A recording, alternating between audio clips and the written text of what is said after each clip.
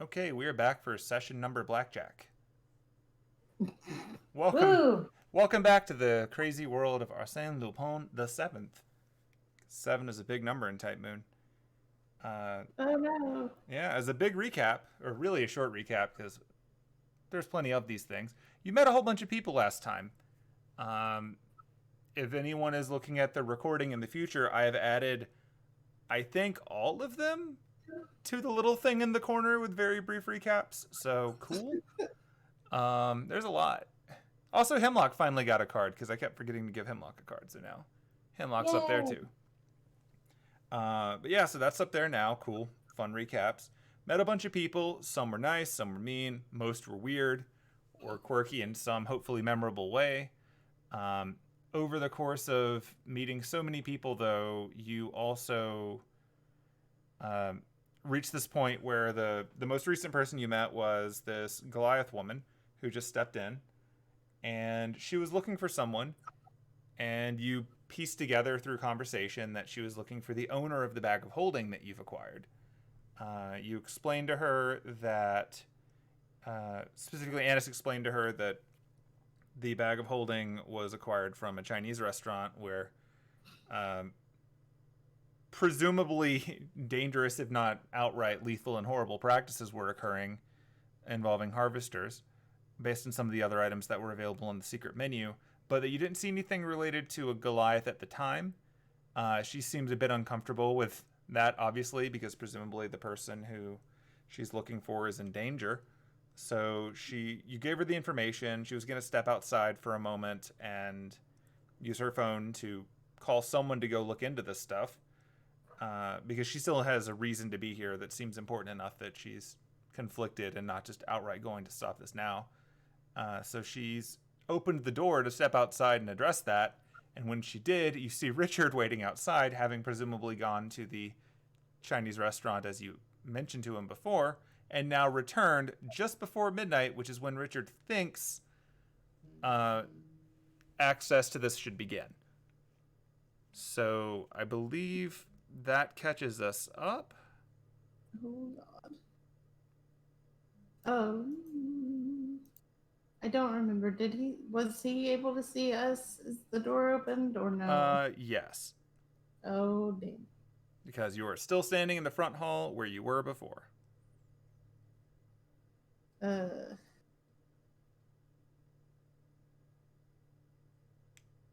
okay. I'm gonna go to the front door. He's here. Oh no. Yeah. Does he look angry? Like what is the expression on his face? He's a little bit away, but you can try to pick up on it with an insight check. Okay. I don't appear to have a new map. Oh, click on images. Oh, derp derp. Ignore me. Working on that insight check. I think it's the second. If you sort it, go under group and then. If you like, I can just do the Sherry thing. Or that too. And then you scroll down until you see. There you go. The unclean. Blah, blah, blah, blah. It should hopefully be popping up for you. Hooray! Then, oh no! I rolled a 5 total. Oh, insight to see if he's mad? Yeah, I can't tell. Well, admittedly, he's on the other side of a Goliath woman and technically on another texture of reality. I also rolled You a both 5. rolled a 5. You're having trouble telling. There's someone standing in the way. And he's not nearly as tall as this 7+ foot tall Goliath lady, so yeah, who knows? His posture looks the same as it always does. Hmm. So I guess we should probably go and Talk to address him. this Yeah. issue. Seems like we should. Yep. And I'm gonna. Excuse me. And she steps around him. She steps outside. Boop, boop. Oh god. Oh god. I'm gonna poke my head out the door. How'd it go? Oh, it's a dreadful place, actually. We're going through it as we speak. It was clearly up to any number of violations of our rules and accords. Like, I know this is a bit odd coming from me, considering You probably don't think I have a very high opinion of phantasmal species, but in fact, there are lines, and that's barbaric. Yeah. So thank you for the tip. We've already moved in on the place, and we're going through and taking an assessment now. Cool. Did you find what you were looking for, though? Not immediately. I did a quick look around. Like, it's all still in progress. They're going to tell me, but after a bit of brief interrogation, it didn't seem like they had what I was looking for. And they were interrogated under extreme duress. So I believe what I'm looking for is still here. Cellular phones don't work in this place, just letting you know. That's not too surprising, I suppose. Yeah. I mean, if you're going to be waiting on updates from them, you might not want to go. But, like... I've got faith in my people to take care of this. But your tip was appreciated. There's no telling if it would still be there tomorrow. It seemed to be a moving organization. Ooh. Tomorrow, it's like, I don't know, a French restaurant. Tomorrow it's a Chinese restaurant still, but it's like a completely legit one. The food is just as greasy. Cool. Did you have any luck getting my invitation? Or getting access? I believe you were going to speak with the host for me. They're all out of invitations, unfortunately. I already have a +1, but we might be able to get you in that way. I don't think +1s can claim items, though. That's unfortunate, but... From what I understand, there's a barter system in place, so you may, if the item you need is here and someone else has it, you may be able to trade or buy it off of them. That's the best we've got. I suppose that's the best offer I have. Yeah. So basically, I can either get you in as my +1 or no dice. He's gonna roll a die. I just said no dice. He rolled badly, so he doesn't remember that you already said you used your +1 on your manager. Hey, Good. He rolled real bad. If you could do that, I would greatly appreciate it. Again, I'm sorry about my behavior before. It's a very solid gesture from you. Would be appreciated. Okay, well, I'm not sure how this actually works. So, I guess I'm like, hey, this guy's allowed in. You're vocalizing that out loud? Yes. Okay.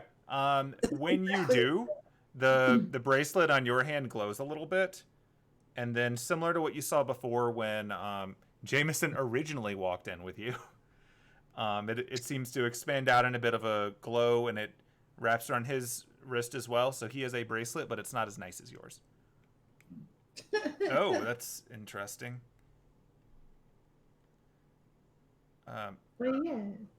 You'll note, though, that it's only doing that really, really close to the door. Like, the woman who stepped a little bit away to make her phone call, her bracelet's not glowing at all.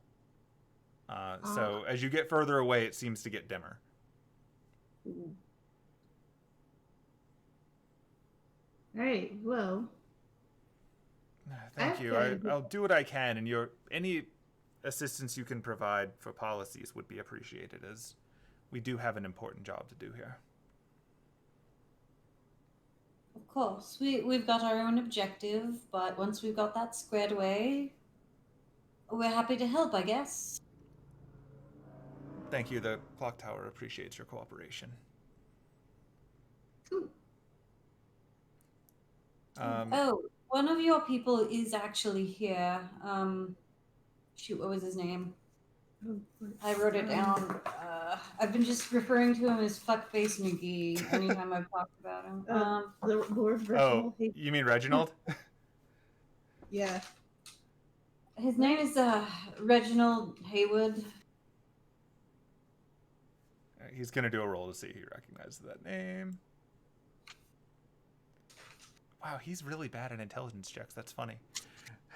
I mean, I appreciate it. It's hilarious for me. Is he... I'm not really sure who that is, but it... Hang on, let me... I'm sure if I see him, I'll recognize him. There aren't that many of us. All I know about him is he comes in and he's to Anis's shop and is a complete pompous asshole and buys potions and then leaves. That's all I know. Yeah, what Anis knows is that he refers to himself as a lord. Lord, yeah. But considering lord actually means something in mage society, he's probably not really a lord. Which is why I didn't call him Lord Reginald Haywood. Correct, yeah. So that's also probably why this guy's not recognizing the name. Because if you'd said lord, he would know something is up, but this is just a name.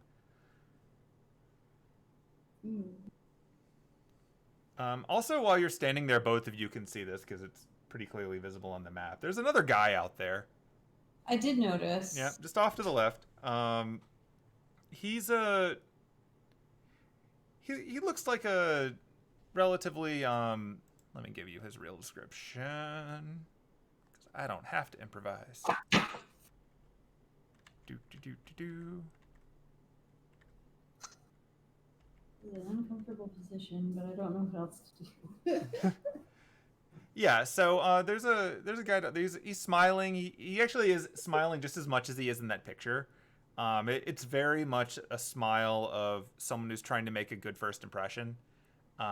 He's got brown hair. His outfit's actually really nice. He's got it's a regal vest and trousers. He's dressed up. So as you were commenting before, not everyone who shows up is dressed up. This guy is dressed up. He's wearing a nice suit, nice pants. He looks pretty well off financially.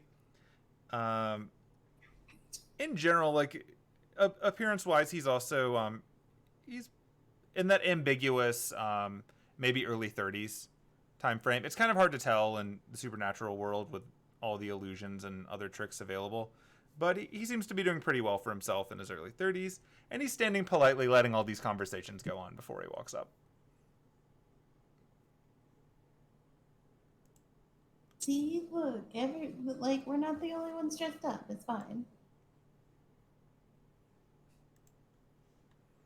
At this point, Richard's going to sort of inch forward and see if you'll let him in the door because you're kind of blocking it. I'm going to continue to stand in the way. I'm joking. Hold on. I'm attempting. Hold on. We had 2 desks. Thank this you. would be so much easier. So he's going to wander in. He takes a very brief moment to look out the window for the weirdness of it, and then he moves on. Like, he seems to have figured that out pretty quick. You get the impression that maybe Policies is more used to this kind of thing. Yeah.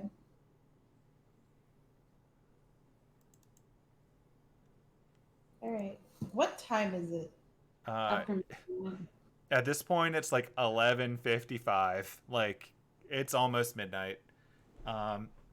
You can see the Goliath woman is on the phone giving all of her information about the place that you just gave her. She doesn't seem to have been paying much attention to the conversation you just had.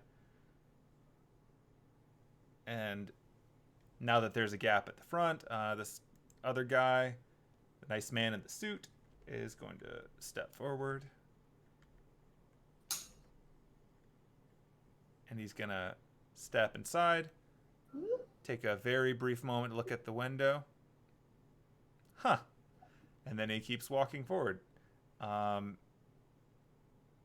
he steps in and looks past that, though, give me an insight check from both of you.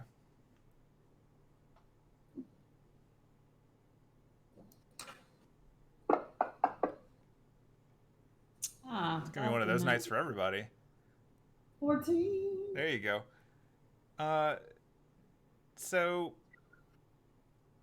one of the things that both of you notice about his behavior is that he's, like I said before, he's smiling. He's trying to be very polite, at least in that formal way. Like, the closest thing I can really compare it to would be when you're at a a social function that you maybe necessarily don't feel like you fit in at.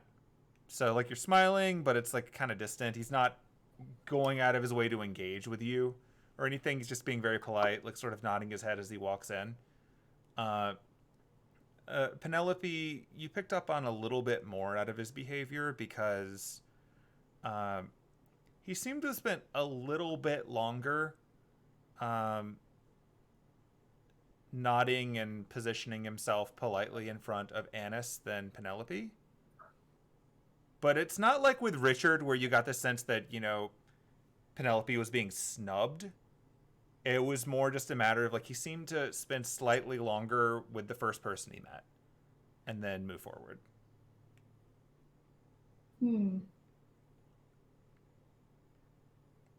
But he's not really saying anything. He's just kind of walking in.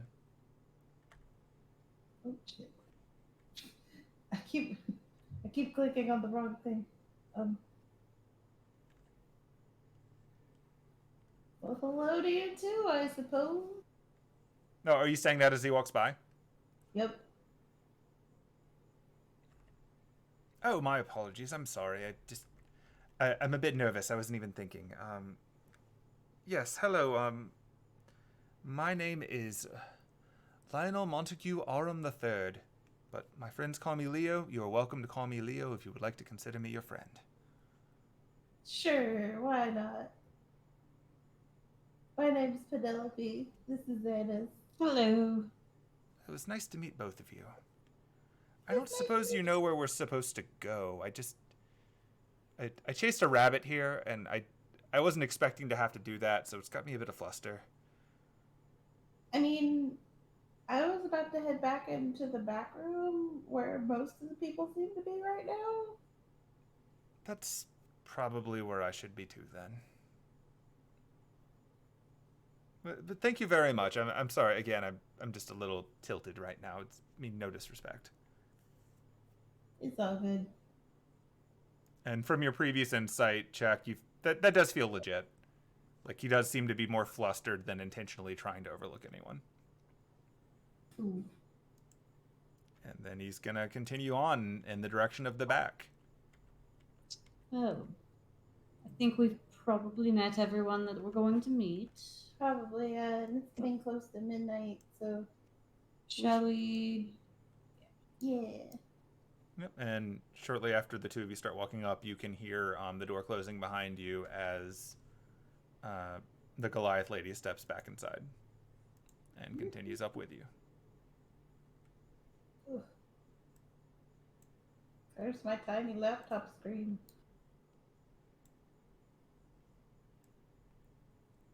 The world of Zoom. Ooh. Ah. Gosh, look at all these nerds. A lot of people there. It's a lot of stuff for me to constantly drag the screen around for. Well, I wonder if I need to go save Derek from Nora or Nora from Derek. Or should I just avoid? I don't know. Oh, that's funny. Hold on, let me fix something. His butler is sitting next to him and is just invisible on your screen for some reason. I don't know why. What's your deal, buddy? Which one? There he is. Sorry, it looks like the two of them are trapped together, but no, there's another victim. Oh no. Like, well, at this point, do you value Nora more, or do you value, don't American McGee over there? I don't know. Don't particularly want to interact with anyone else here, unless I can get the Dragonborn to actually show me what Dragonborns really look like. But yeah, I doubt he's gonna do that. At least not right now.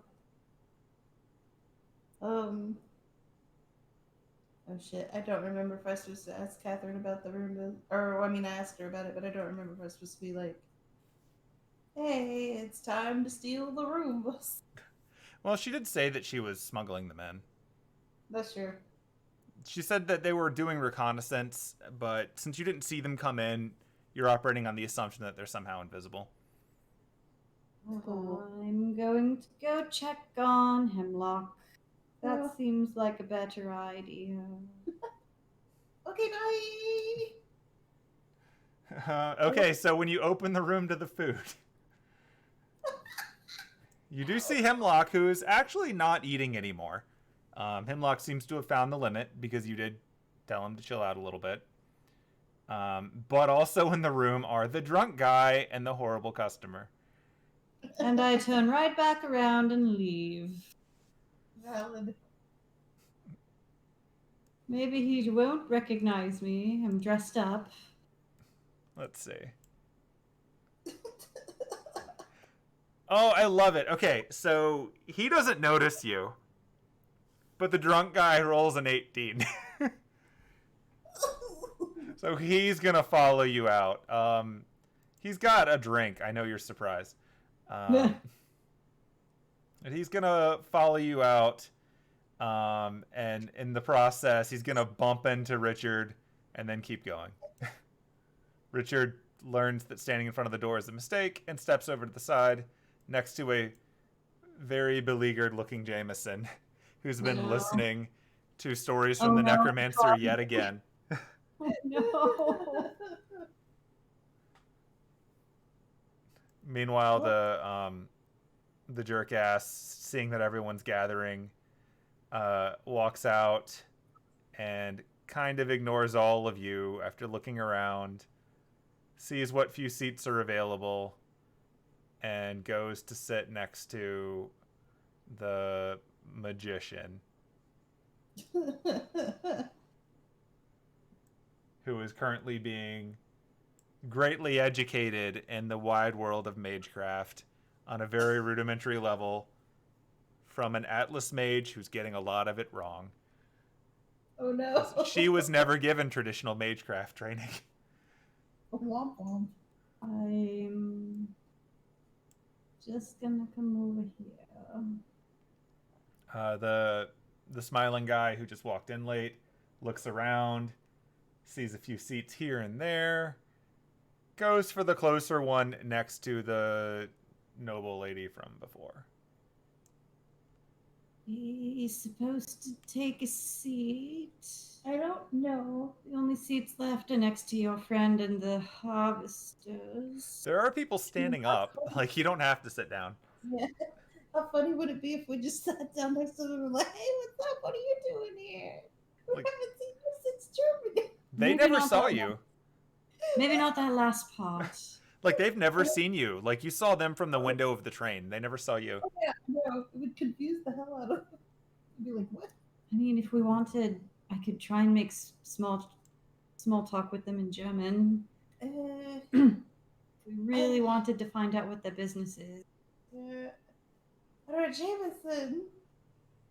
Have you got any sort of schedule for how this is supposed to go?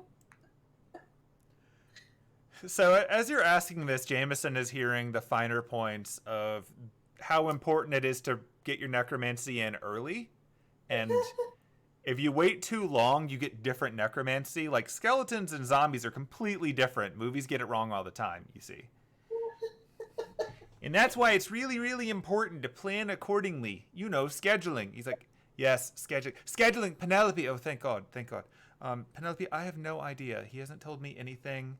The woman over there near the stage said that there's going to be an announcement in a few minutes. That's why they rallied everyone in here. So perhaps we'll find out then. And to credit, looking over near the stage are in fact, you can see over on the right end of the room, there are 3 different people from the church. One of them, right next to Johnny, looks similar to the ones that you saw in the other rooms, a bit more low-level church people. More nondescript, wearing the little robe over their head, trying to be more intimidating than identifiable.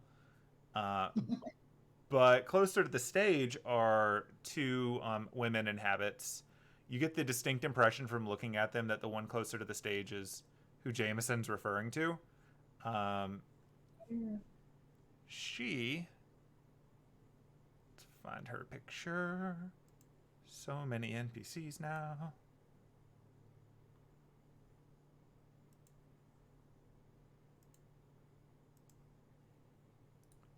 She looks like this. Anime church. Anime church. Yep. In the truest sense. At least you didn't use the nun from Black Lagoon.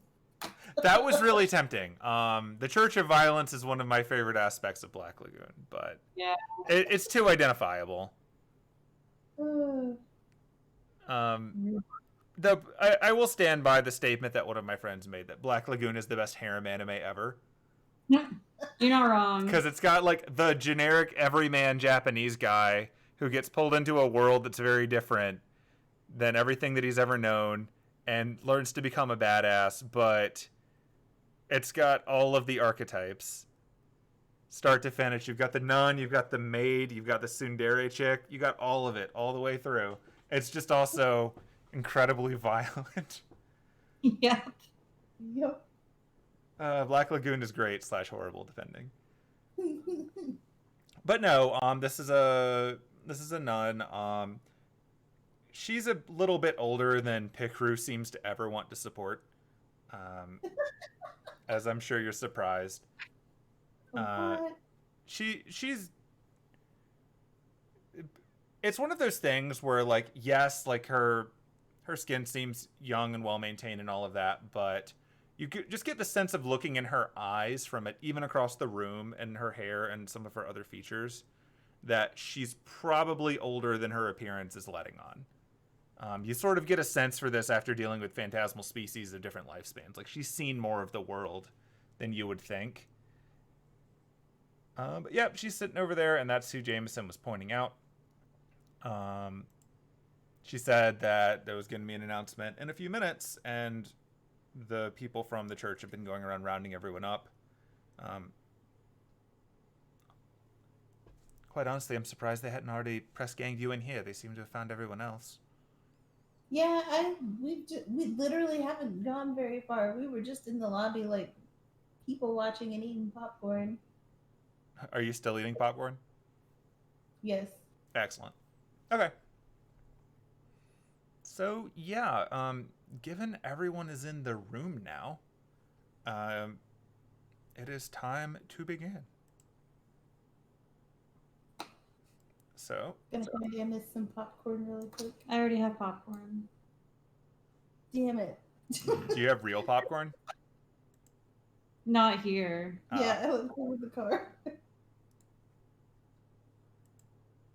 It belongs to the car now.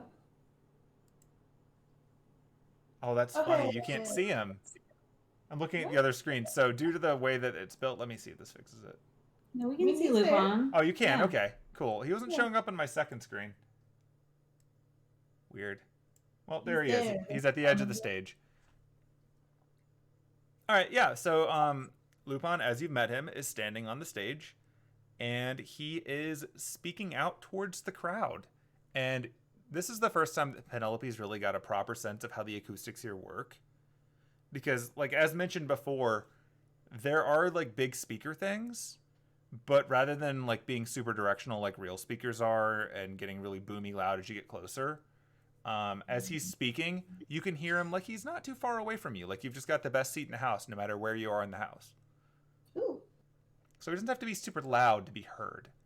But also, you notice that while he's speaking, it seems to dull most of the sound from the rest of the room. Like, you can hear people, but like the hushed murmurs are completely unintelligible. And the drunk guy, who's pretty loud at the moment, even though he's not too far away from you, he's sort of tuned out by focus. So, neat. Cool. And with that, Arsène Lupin begins. And I'm going to drink some water, because he's going to talk a lot. As is his way. All right.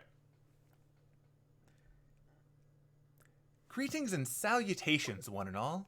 Welcome to the grand finale of the Arsène Lupin Legacy of Larceny. Tonight, I'm your host, Arsène Lupin VII. But once the sun rises across glorious gay Paris, my role will be complete, and hopefully each of you will walk away content with the returned spoils of myself and my predecessors. Yes, it's true. Many of the fine acquisitions of myself and those who proudly proclaimed this moniker before me may have come from the fine and upstanding guest in attendance tonight, but there were far more treasures in my trove than I find fit to carry off into retirement. So I've decided the best way to share the wealth is to literally share it with you, the people who made it all possible. Take a moment and congratulate yourselves and your peers. Everyone here had to find their way in the last minute, no doubt rushing across the Parisian night and rustling the feathers of mundane society. But isn't that just part of the Lupin experience? Never quite knowing where you'll end up, constantly chasing after the prize and never daring to slow down, lest you lose sight of the next big milestone of your destiny. And with this, he starts doing the pacing like Steve Jobs introducing an iPhone. Now, that all said, not everyone is cut out for this life. It's unfortunate for those who didn't make it tonight. I'm sure many were afraid to set foot in my home lest they be fleeced again. He holds his hands up like he's aghast. No doubt some thought they'd get a chance to attend remotely, or to send in a veritable army of devils to ransack my whole treasure.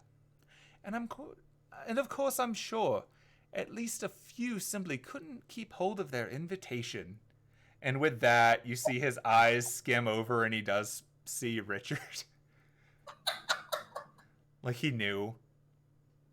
Regardless of circumstances, the Lupin life didn't agree with them, but their failings have turned to your profit. Everyone here with an invitation is already a winner. You see, that delightful little bracelet affixed to your wrist, and he gestures to a similar one on his wrist, contains a special coin that corresponds to one of the many treasures on display in this very mansion.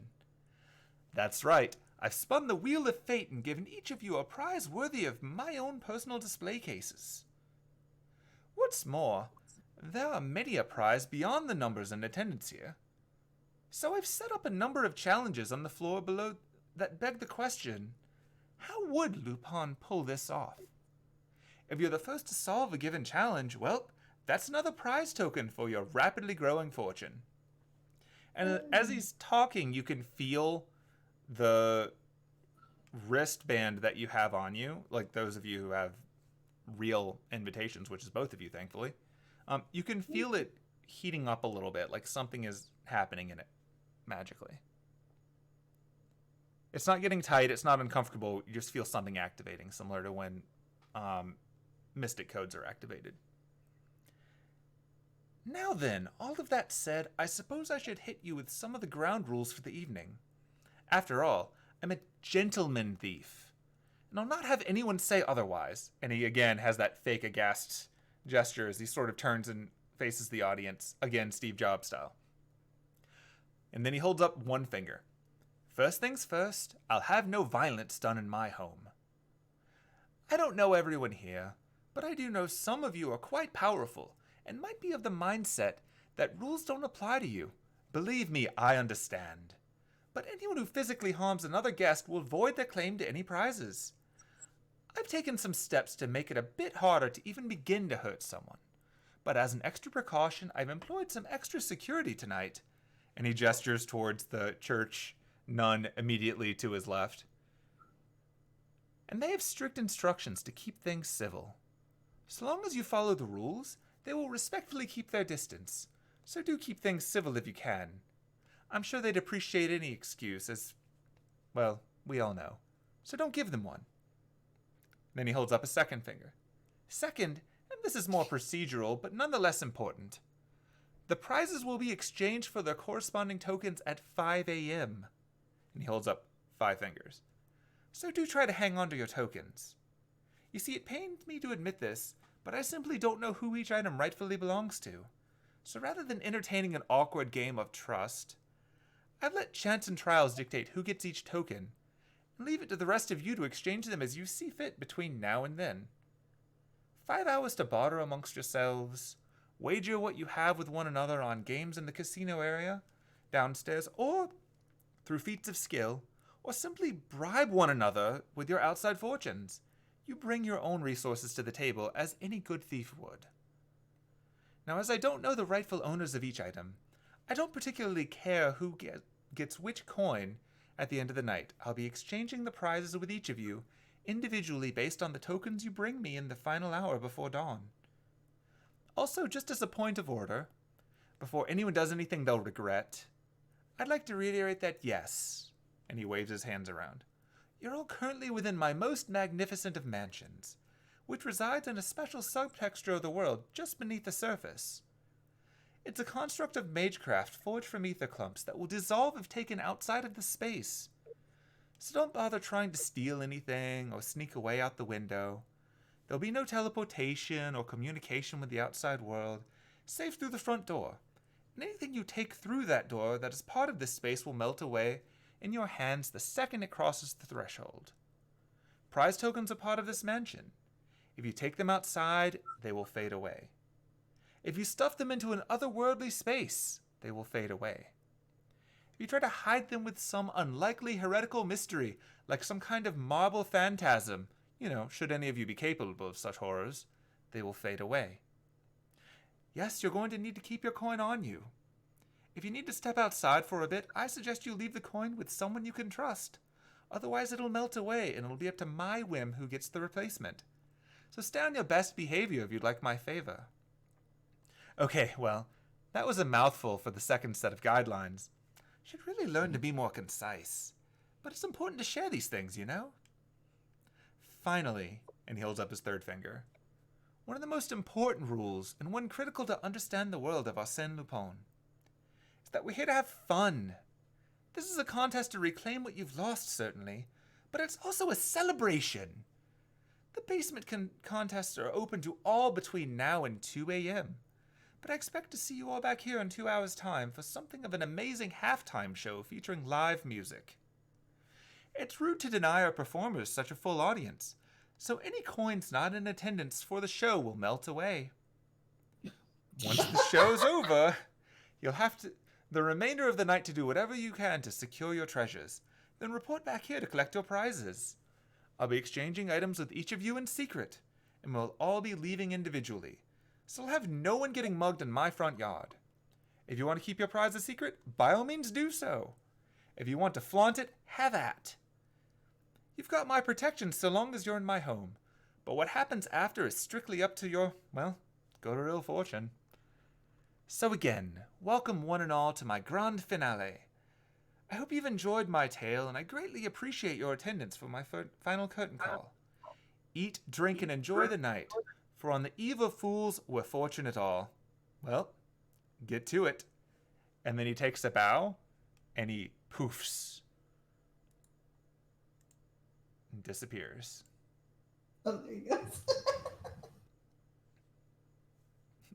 Well? As soon as he disappears and stops speaking, sound levels go back to normal, and you can hear all sorts of murmuring going on from all the people around as everyone's checking everyone who has one is checking their bracelet to see what pops out. I'm looking at my bracelet. Yeah, me too. Okay. I will add items to your inventory accordingly. Oh, snap. Yeah. And how? Gosh, a 2 a.m. performance, though. Gross. Well, when the show starts at midnight. There's plenty of coffee and energy drinks. It's true. They've got an endless supply of both. Had they invented Monster in... This is 2005? I know energy drinks were definitely big at that point. Yeah. I just don't remember if Monster was a brand or not. Like, this is also the era of, like, ridiculously caffeinated Mountain Dew and all of that stuff, too. This is like Surge is still around kind of stuff. Wow. Oh, God, yeah. Let's open some inventories. Give each of you a thing. And for the record, if you remember a few weeks ago when I asked you to pick a number, this is what that determined. Huh. Oh. Everyone was given an item at random, but I wanted, rather than just rolling a die for you, I wanted to have you have a small say in it. So let's give some items. So first up, Anise.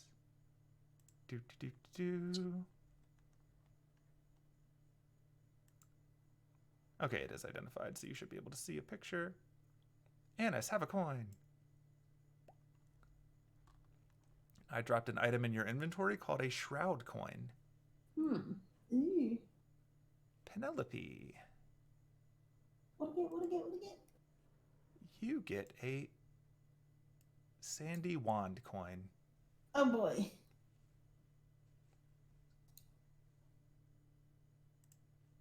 And each of them should have a picture that you should be able to see, but if you can't, let me know.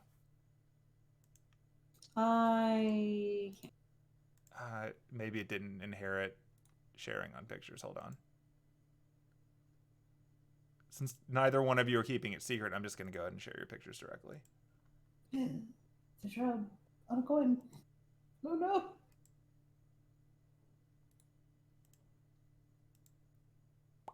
There you go. Sad one. And you have seen both of the items that these correspond to. Yay. We did it. We've acquired things that we didn't want to acquire. Well, that's part of the game. You also see Jameson fidgeting with his. Jameson, what'd you get? It's funny because I have to go to the entry that was originally meant for Richard. Oh no. So, Jameson. I don't think anyone we met is here for the shroud or the sand wand. I don't remember. No one has mentioned either of them. Yeah. But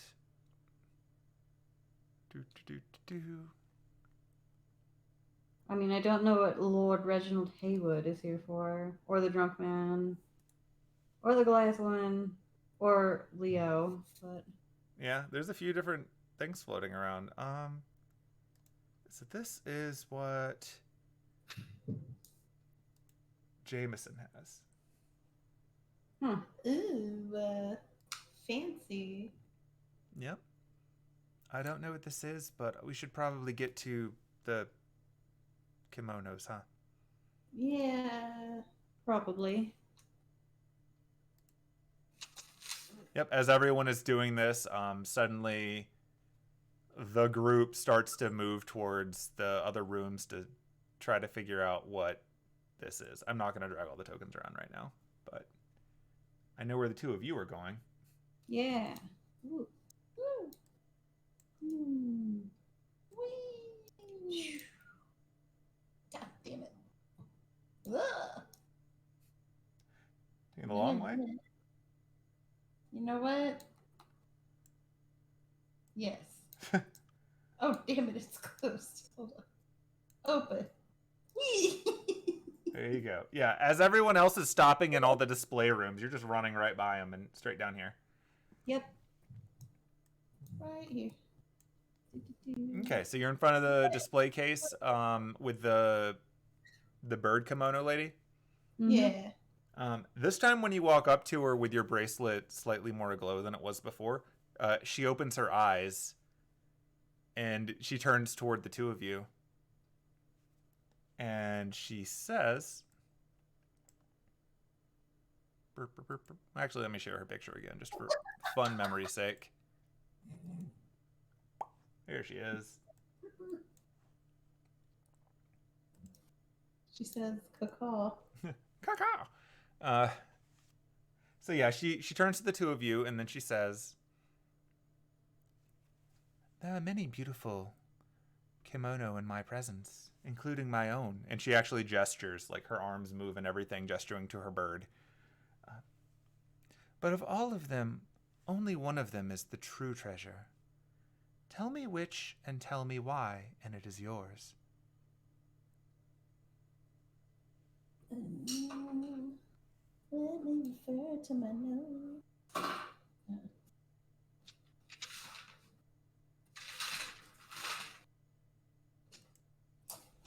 Okay, so the one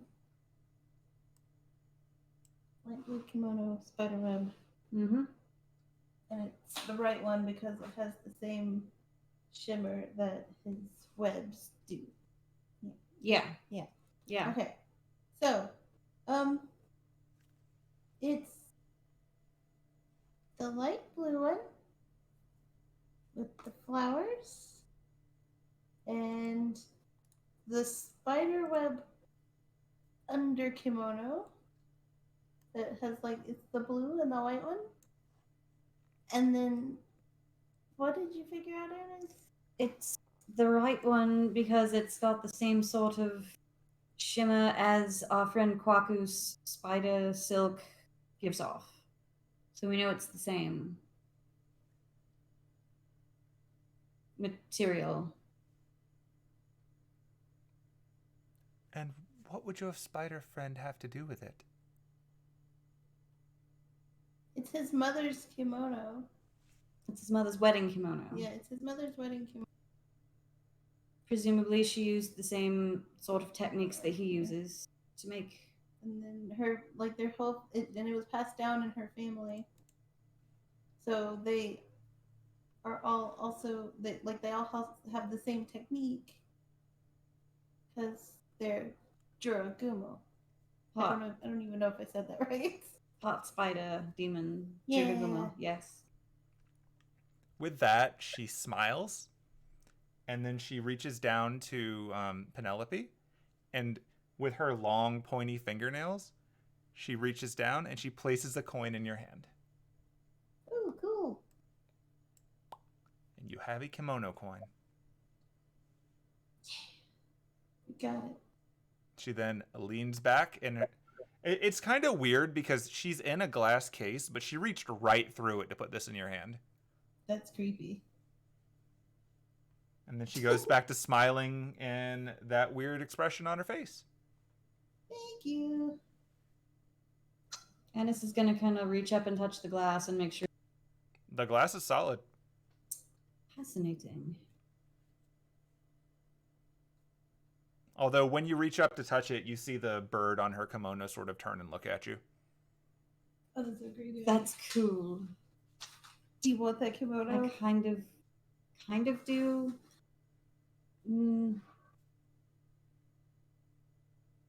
Best not to get greedy.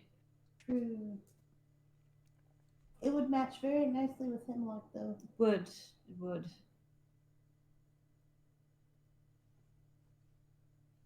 Okay, I'm going to now turn on a feature that we never use. Yes. So let's just make this work better. So double click that. See if I can make this thing work.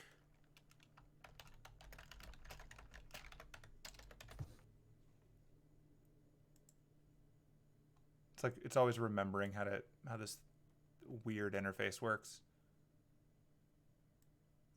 So the coins, can the coins go back in the bracelet, or we?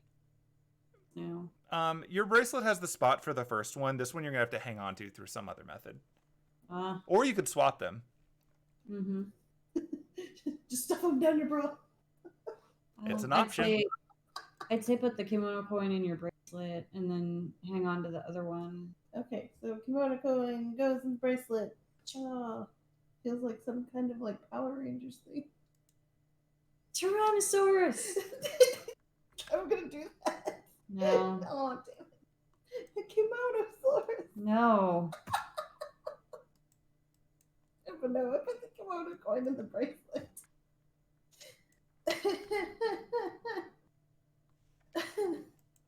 Ooh. Then I guess I put the other one in. I don't know. Does your dress have pockets? I'm making the executive decision that it does. Cool. I mean, they're yours, so you made Yeah. it. Well, you made the specifications for it, so if you said pockets, it has pockets. I'll just be like, Annis, look. Sticks a coin in. It has pockets. Oh. Yours has pockets too. I knew that. I didn't know it did. Yeah. Excellent. It's also got some secret pockets. You gotta have pockets in basically everything you wear. So it's a rule. Huh. Do we want to go downstairs? Perhaps. that is now an option available to you. I personally don't want the shroud. I'd like to Yeah. find the person who does want it. Yeah, I don't want whatever the heck this is, the sandy stick. It's so weird. It's the weirdest one. Did one of you draw the little tin thing, or did I do that with a typo? I did on accident. Okay, I'm just making sure that like we know it's there, because like I was trying to do something else and I didn't see what it was doing, so I thought I maybe added one by accident. Go get more water. Yeah, I did it and then I forgot how to Undo get rid of it? Yeah. Drawing.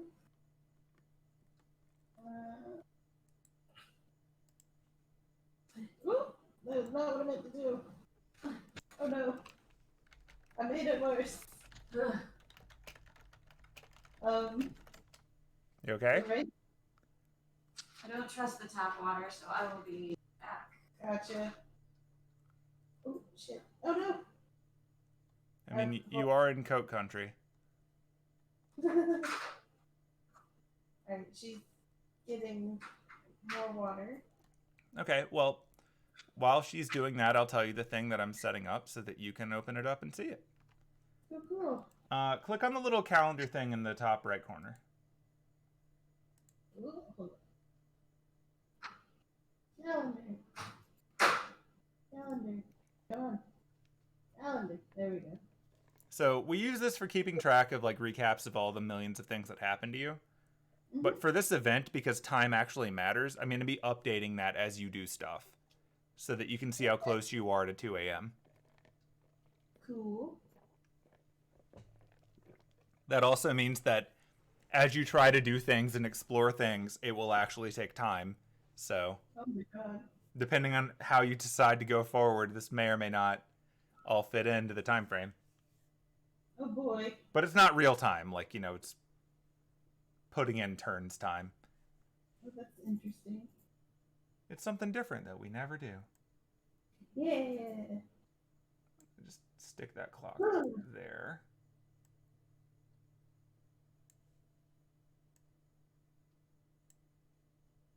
Oh goodness. Yeah.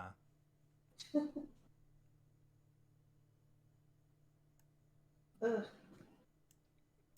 But yeah, you are now free to wander about the mansion. Cool. Hmm.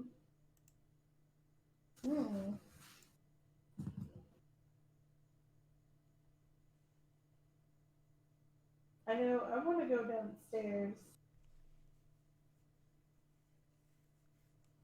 Such is your power. Okay. Whoop. Sorry, I am having the hardest time controlling these windows. Ugh. Are you doing this with a touchpad? No.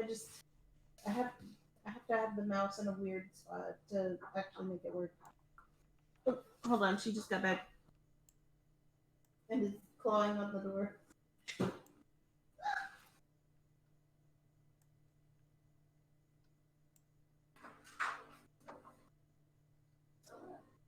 Snacks in the lobby, but I assume either they get charged to the room. I don't know, because there wasn't anyone at the desk. Oh, I have no idea. I can't imagine they're free. I don't know. Okay. I'm gonna duck out for 2 seconds. Okay. Will was explaining the thing with the calendar that we just did. So, Okay. yeah. Now I'll be right back. Okay, then I'll explain it to you. So the way that this event's going to work is that, as mentioned, this runs till 2 a.m. and then there's a break for music stuff, and then it runs till 5 a.m. So I'm using the in-game calendar to let you know how time is passing as the event goes on. Each time you choose to do a thing, whether it's try to complete a contest in those cases, or if you decide to spend some time talking to someone else, maybe trying to trade things or something like that, that'll lead up some time. So Okay. It's not real time. Like, you can take your time and make decisions, but some tasks will take longer than others. And this prevents you from, being like, and then I try 1,000 times for a contest. So We'll see how it works. I've not really done something like that in this before, but we have the tools. We'll give it a go. Cool. Kind of like a weird resource management thing.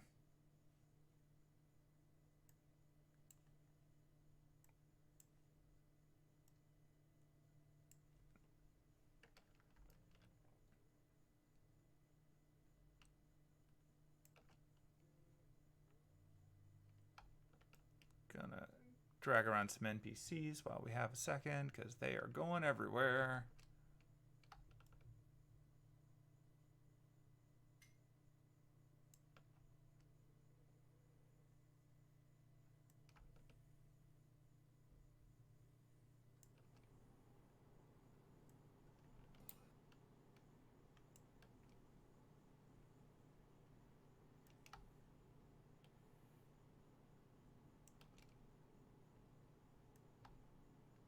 Oh, weird. Wonder how that worked.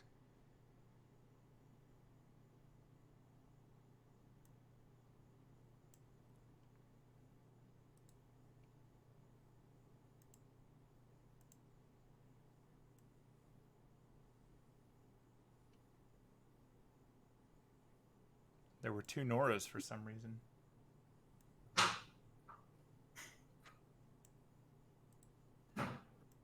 Elves are tricky like that.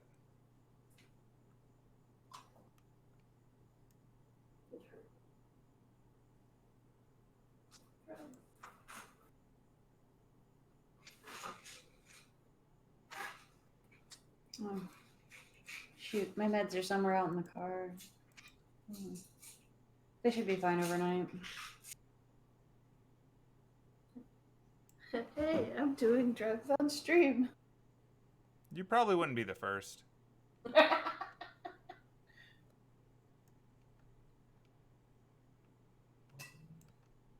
Okay.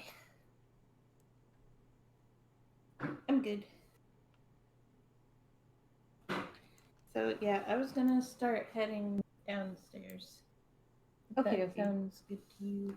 I will tag along. Yeehaw. Whee. Oh my gosh, people. Yep, they started moving around when you did. Oh my gosh, harvesters. Oh, okay. Oh, I'm gonna go over here and Look at the talk to Nora. yeah.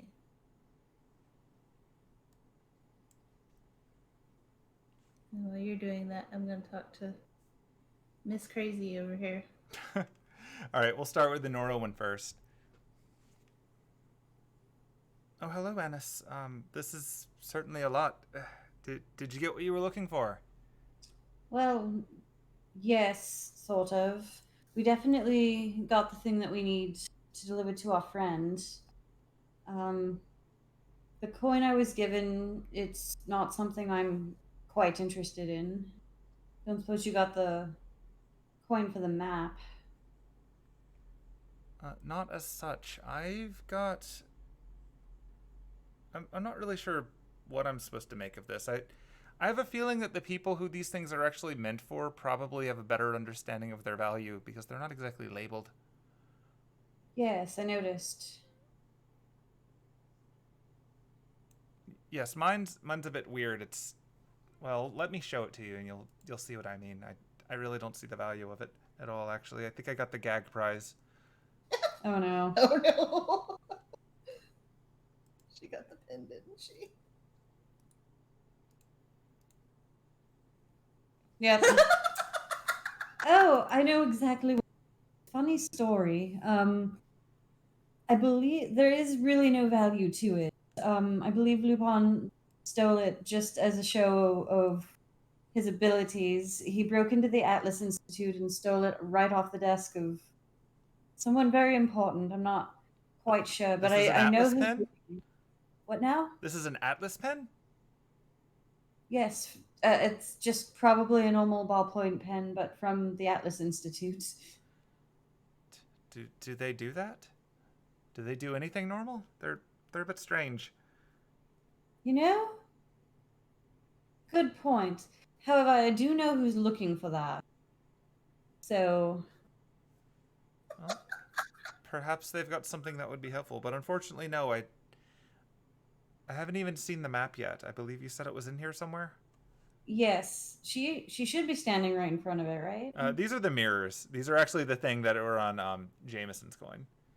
Oh, they were on the other side, weren't they? Or the map. The map that you saw was in the let's see, where is it? Yeah, it's just on the other side of this one. So like if you were to walk around to the immediate other side of this panel, it's one of the ones on there. Oh, I believe it's on the other side over here. Let's see here. Oh, there it is. Yep, that's definitely it. It's kind of fortunate that the glass makes it hard to read the details. Rather not have too much of that get out. And she sort of looks around to see if anyone else is in the room. There's a church person over in the corner. Mm-hmm. So she just sort of leans in really, really close to you. We can't let anyone else get that. Absolutely. It's important for my work and the work of my circle.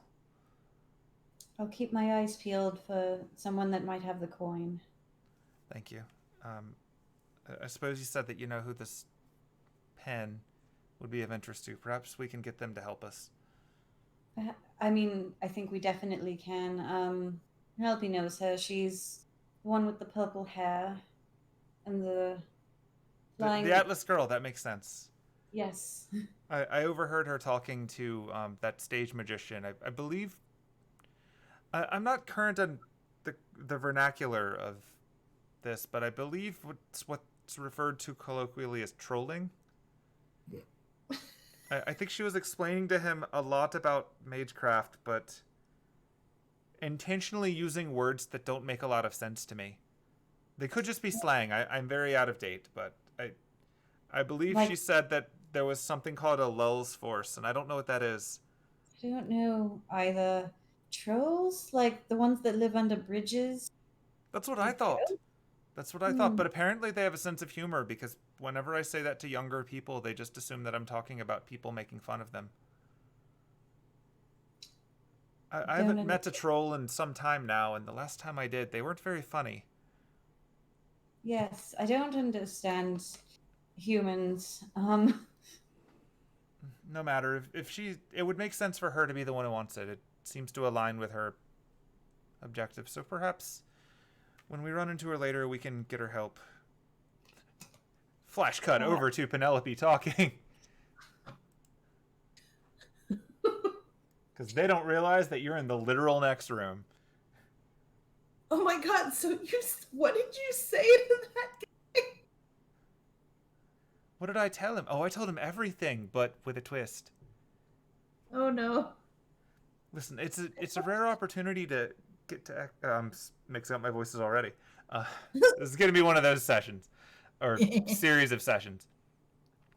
Right, so I was trying to explain to him the absolute importance of getting just enough mana through your mana circuits that you can actually, crush through a wall.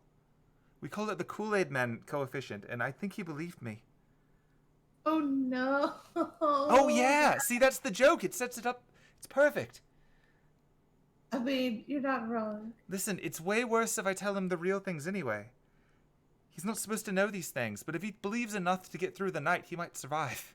There are people here that'll just kill him. Okay, but if he starts trying to crash through a wall, I'm blaming it on you. I will happily accept that over the alternative. True. Okay, so did you get something good? Was it cool? Not really. I got like a weird sand wand thing. What did you get? Okay, so roll insight. Oh no.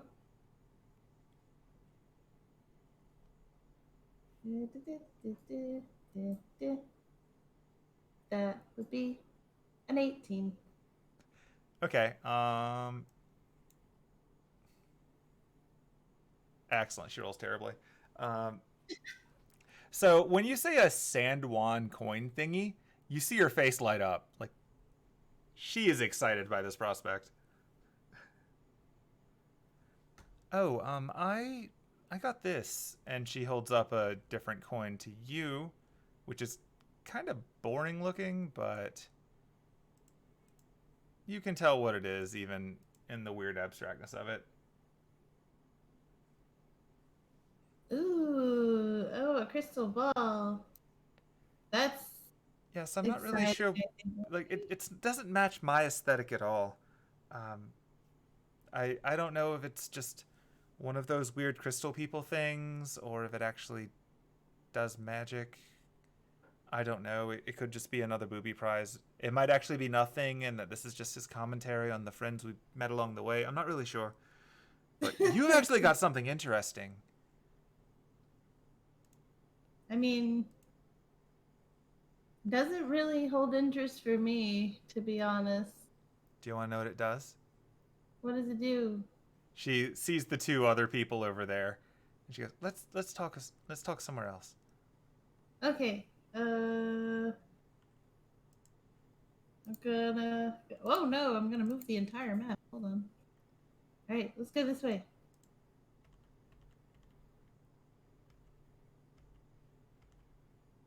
All right, what? Is this a good spot? Seeing as neither one of you can see a church person in the corner, she's just gonna close the door. Yeah.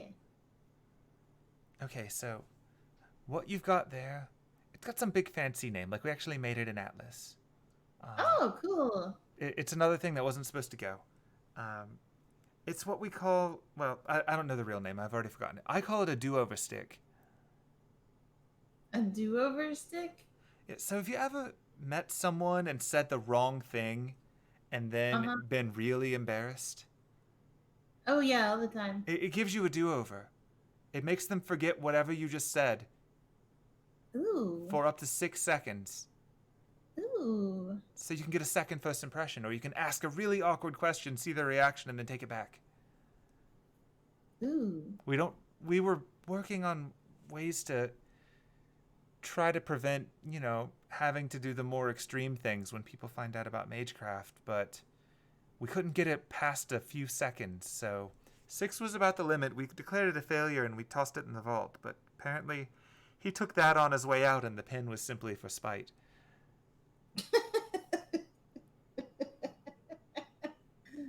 So I could do I all mean, kinds of fun things with that.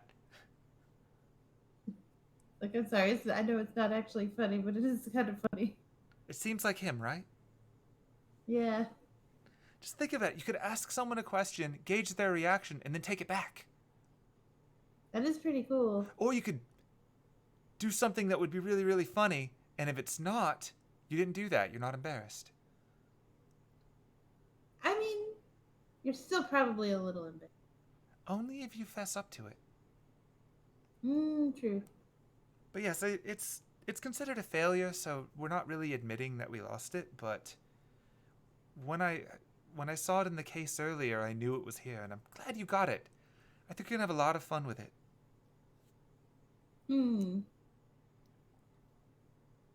Yeah, I mean, you're not wrong. And about this point, Annis can definitely hear this conversation going on. Oh, I actually believe that the lady we're looking for right over. Oh, hi! Oh, hello. Did you get the thing you were looking for? Sort of. I believe I've found the person with that pen that you're looking for. Oh, right, that, yeah.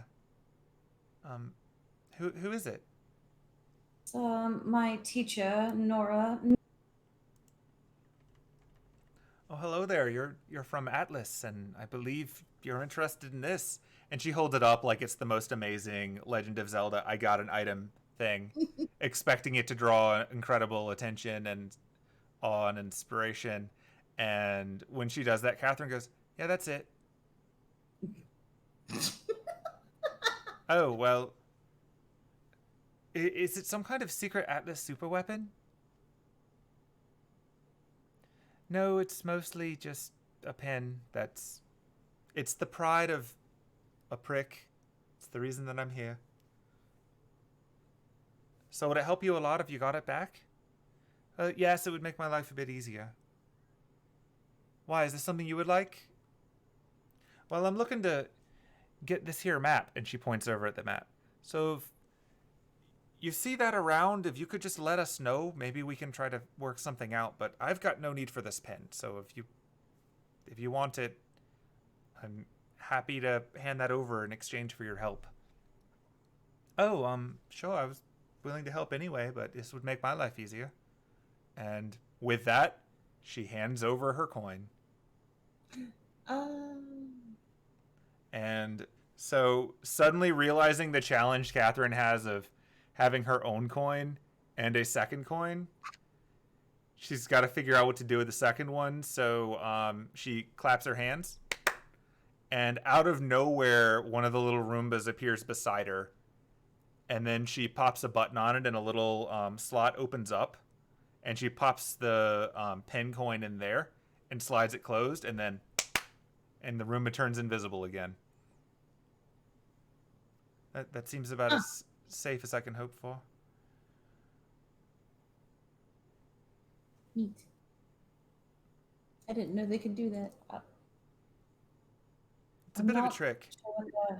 I don't. It's kind of like a familiar, but mechanical.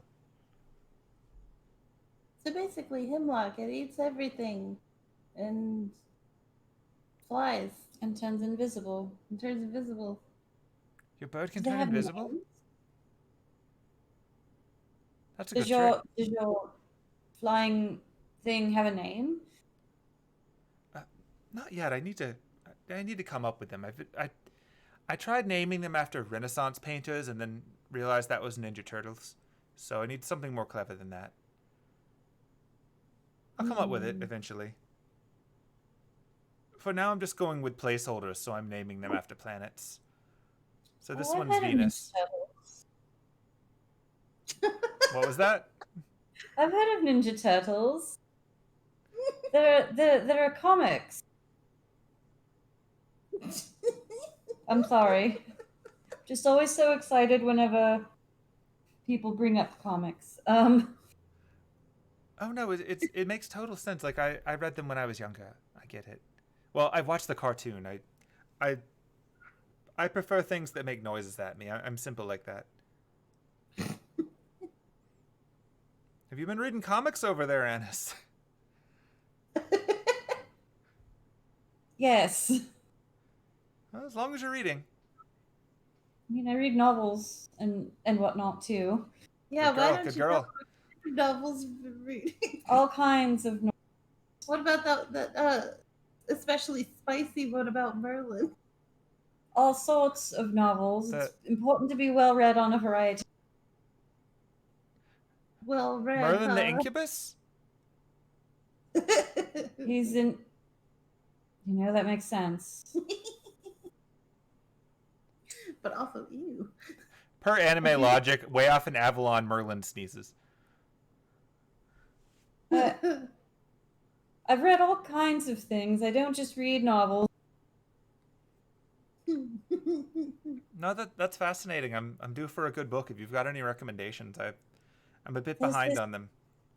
There's this lovely trio of books about a little hobbit that goes on a fantastic journey. It's called The Lord. Well, there's The Hobbit, and then there's The Lord of the Rings, which is the 3 books. I recommend them. Are those new? They sound. I think I heard about them in passing, but my understanding is that they have elves that are always singing, and that just seems like it would get tiresome. Not as tiresome as you'd think. There is quite a lot of song. There are quite a lot. It's not inaccurate. I've known elves that won't shut the hell up, but nonetheless, if you're recommending it, I'll give it a look. But also, did you know that hobbits are actually supposed to be halflings? That sounds like someone was going for a trademark. That was mostly directed towards Anise. I did. Yes, I pieced that together. Okay. Personally, I've only seen the movies. They're very good, though. You've seen the movies.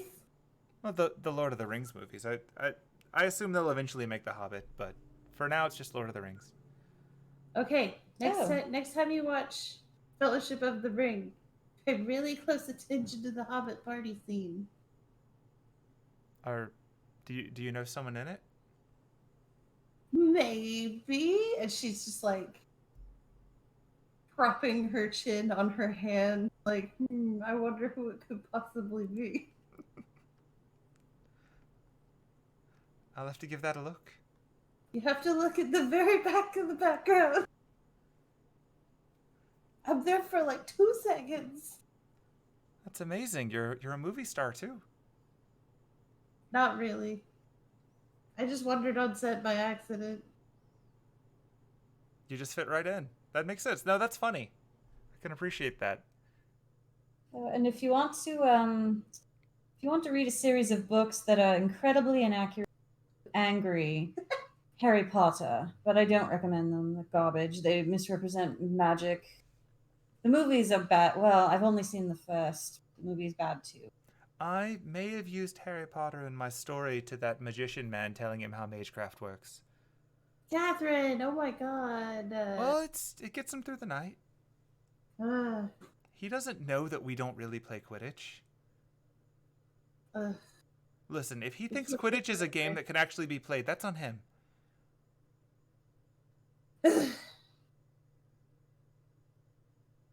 Anyway. At any rate, I believe you're looking for someone with a map. Yeah. Well, I guess we can spread out and see where it is. Cool. Alright. I still want to go downstairs. The door opens again. Oh, maybe. There you go. Yeah. Uh-huh. Yeah, those guys seem to be staring at all the stuff in the cases and ignoring everything that you guys are doing. Suppose I will follow Penelope, but I will keep my eyes open for the map, obviously. As you walk by Anise, you can see the black mask that Derek was looking for again. It's a little more clearly his. Now you can imagine it on his face. Mm-hmm. I don't know what I'm finding. The mask. And then the mage woman wanted the pearl bracelet. Mr. Fidan was looking for the shield. And Johnny's looking for her violin. Should we just Well, the start golden fiddle's asking- in this room, so you can see that at least. We just start asking everyone what they got. Yeah, I mean, I don't see why not. Okay, so when you get to the main room again, you can see that the stanchion for the downstairs is gone. The one for upstairs remains, but the downstairs one's gone. Before we go downstairs, what did you guys get? Oh, you're asking them? Yep, just going for it. I'll ask in German just in case. Oh yeah, shit. Yeah, they'll reply to that. So which one are you asking? Just the both of them? I'll Yes. ask the one closest to me. Carefree tourist. Yeah, I love that they still have all their placeholder names. I just thought that was funny. Because that was what they would have said when they got on the train, and I just left it. We got what we came for. We're just taking in the sights now. What about you? I got my coin has a weird piece of fabric, it looks like. I don't have any interest in it, but I am looking for a couple of things for friends. Interesting. What are you looking for? You'll notice that as the guy on the right says that, the one on the left is sort of like elbowing him to just like shut up. And as you recall from when they were coming in, the one on the left was telling him to just like, keep a low profile, don't mess with people, and he seems to not care because he's bored. Looking for a map, a mask, or a shield. That's a lot of stuff. No, we got the thing that we came for, I guess. So what's it worth to you if we happen to find out who has it?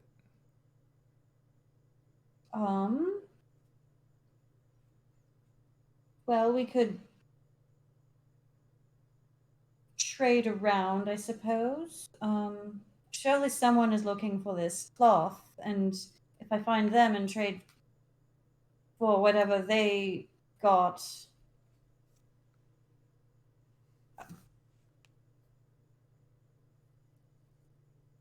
I could also hook you up with some coin. Money helps. Money's pretty helpful. Yeah, are you putting a bounty out on something? Not necessarily. I don't want to name numbers just yet, but That's fine. I mean, as long as it's not, you know, pennies or pounds, we should be able to figure it out. I'll keep an eye out, and if I find out who, I'll let you know. all right. Well, thank you very much. Glad that you found what you needed right away. Yeah, it was Guess kind of fortunate, I suppose. you've just got a while to hang around before 5 a.m., right? Yeah. We're good, said the other one, nudging him again. See you at the concert. Right. Yeah, you too. Yeah, in general, the vibe you got was that the one on the left wanted nothing to do with either of you, or any of you. And the one on the right is just so bored, he's going to talk to anyone right now. What did they we? say? They found what they came for. I asked them to keep a lookout for the things that there could be money involved if they help us. Oh, they're so not gonna help us. Oh, definitely not. Well, the one talking to me, maybe. He's just bored enough that he'll do anything at this point. All right. Well, do you want to wander around here or go straight downstairs? Hmm. I can see into this other room straight ahead, right? Yeah, you can see everything that appears on your screen. Do you want to talk to anyone in that room? A lot of people in there. There are a lot of people in there. Well, did not mean to go that far. Okay, so just looking in the room, like at a glance, what you can see are the noblewoman that you saw before is looking in the case. She's skimming over everything in there. You actually can see that black bracelet that she said was her grandmother's. It's in one of the cases next to the display wand, or the stage magician wand. That's what Magnanimous is standing in front of. So it seems like they've found their items, and they're just looking at them in the case now that they've had a chance to walk around. You can also see that guy who showed up late, like the smiling guy who introduced himself as Leo, is talking to the aristocrat lady, making a lot of small talk, and she is completely ignoring him. He's kind of being the satellite floater guy right now, trying really hard to talk up and make small talk at the same time, but it's just none of it's going through. She's just looking in the case at stuff. You can see Derek and his poor butler, Edmund, are there. Derek is currently looking at the 2 bags that are in the top case. And he's got a look on his face like he's kind of confused as to why you would need 2 of them. But he's not really saying anything right now. On the opposite side of the case, though, is the jackass, who is currently staring down in it, and he's like talking mostly to the church person to his right about how, he expects someone to give him better service, but the church person is ignoring him. So it's a whole lot of people that are caught up in their own little world right now, and the people trying to interact with them and failing. Edmund just looks tired, as he always does. Or Edmund. I personally do not want to interact with anybody in this room right now. If you want to go and talk to your hero of justice. You go for it. I'll catch up with him later. I don't want to. Uh, Anyway. Yeah. Anywhere. Yeah, Reginald Haywood right now. So Okay. I'm going down the stairs. Okay. Oh no, I got stuck in the wall. No, it's designed that way. That was how we just differentiated walking through there. I'm going to drag you down to the bottom section now. All right. I decided this was better than what we did back in the castle, and I'll stand by that. I'm going to move you down, and then I'll just move the view so that you don't have to scroll forever.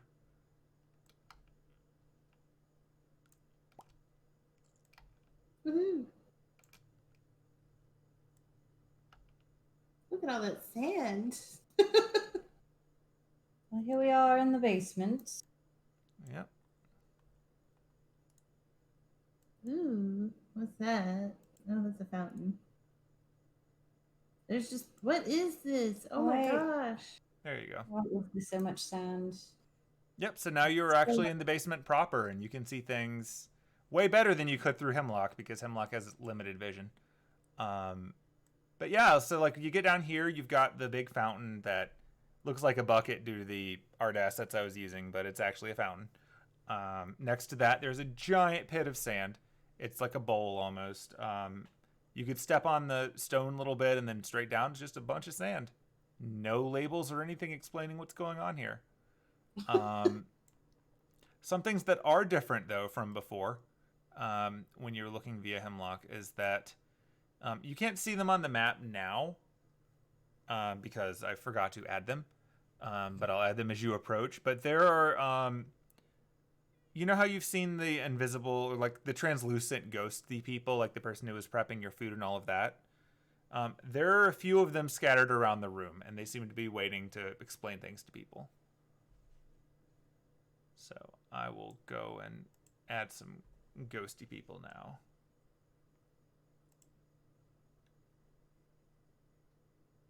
It's like I was so busy remembering the real people that I forgot about the fake ones. Oh my god, anybody want to go play pool? There we go. We'll just drop some of these in here. Things to do. Ah! And they don't look as spooky as this, but they will signify their purpose. There's just so much going on down here. Hello? Can you explain this boat?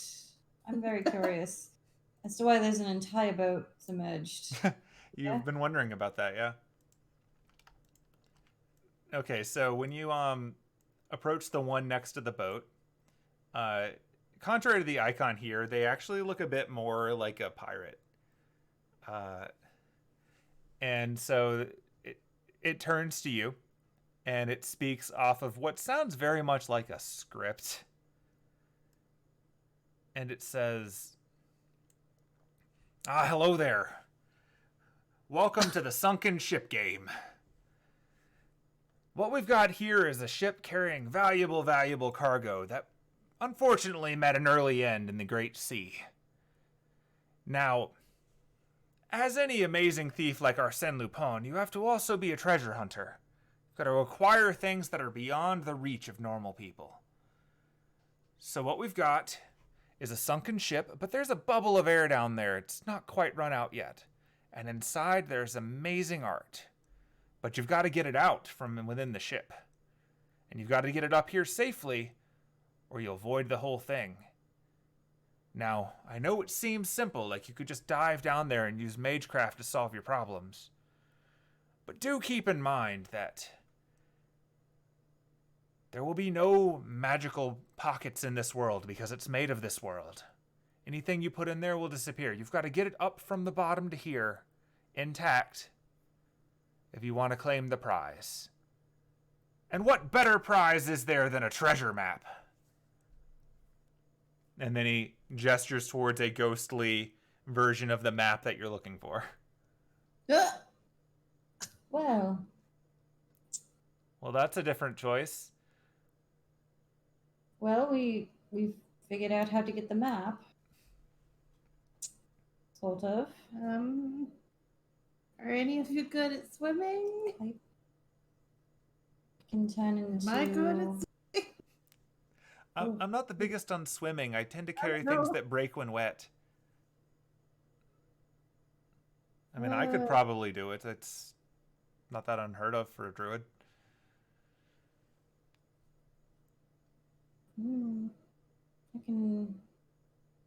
I can turn into things that can. Could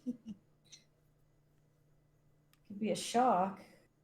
I could swallow the painting, spit it up, but That might count as damaging it. might. Do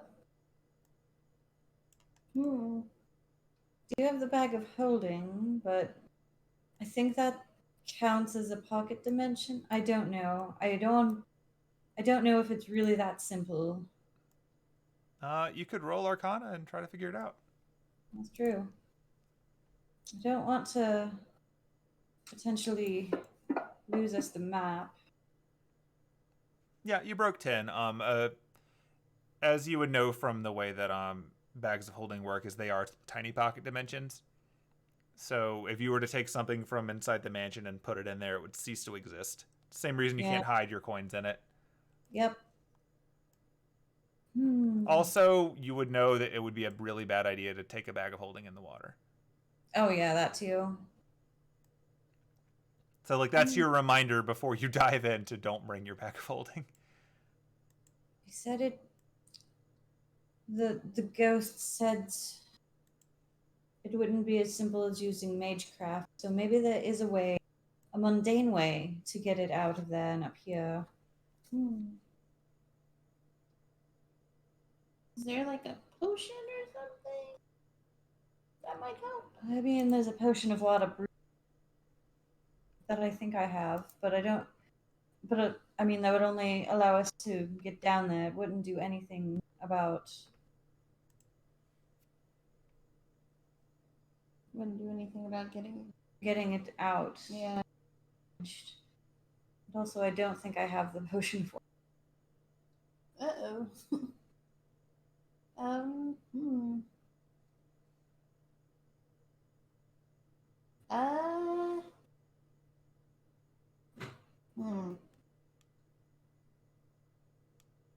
Oh, wait, I do. Oh, no, there. Oh, fart. They're what? I have some at the hotel. I mean, just for credit, like the water here is not the super deepest. Like the ship is partially sticking out of the water. So you're looking at maybe like 15 or 20 feet of water between the surface and the ship. Yeah, I don't know that I have anything.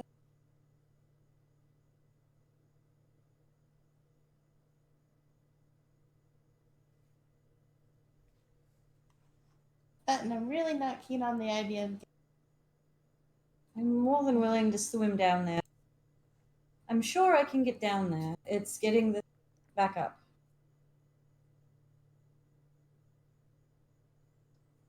I suppose we could give it a look and at least see what we have to work with.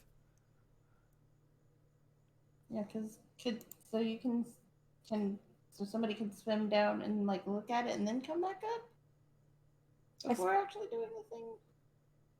I suppose. I don't see any reason why we couldn't. Yeah, you've admittedly not seen like a start and stop button or anything. It seems to just be a challenge to bring up whatever the prize is.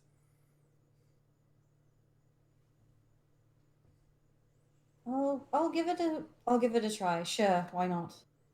Cool. So this is gonna take off all of her gear and stuff and her boots and her glasses, so she's just in her dress.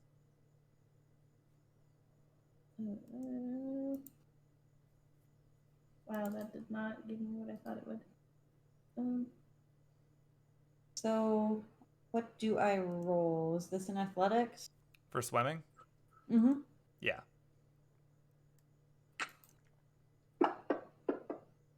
Oof.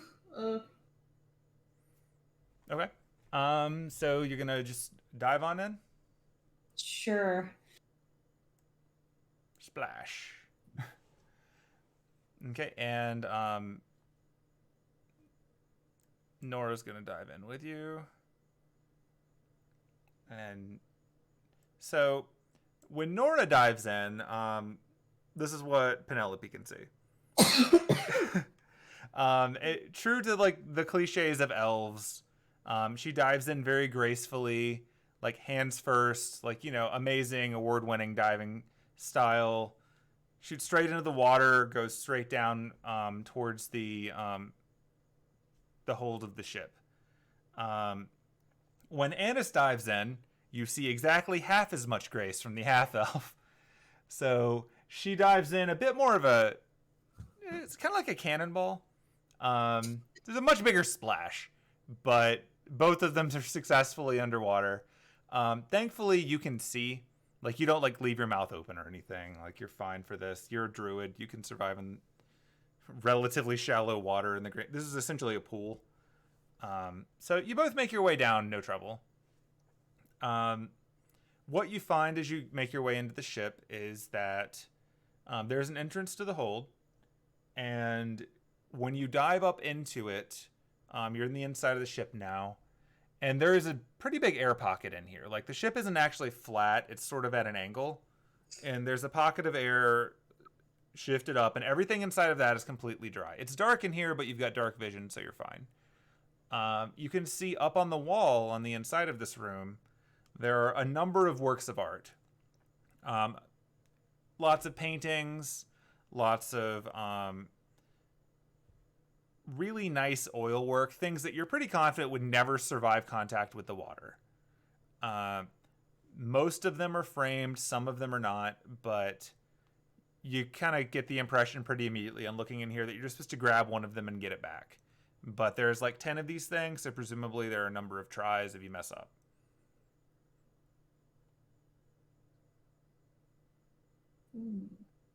If you would like to see what else you can find in there, you may roll investigation.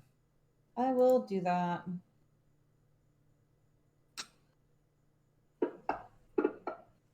Man, I just can't roll well tonight. It's not your best state. Okay, so you spend about 5 minutes fumbling around in the dark. Like, you can see, but it's still not the best. Like, it's a little hard to see with dark vision because everything is black and white for you. You can still see the art is pretty nice, but looking around the room, it looks like the inside of like a ship cabin. Like, there are some boxes, but none of them look watertight. There are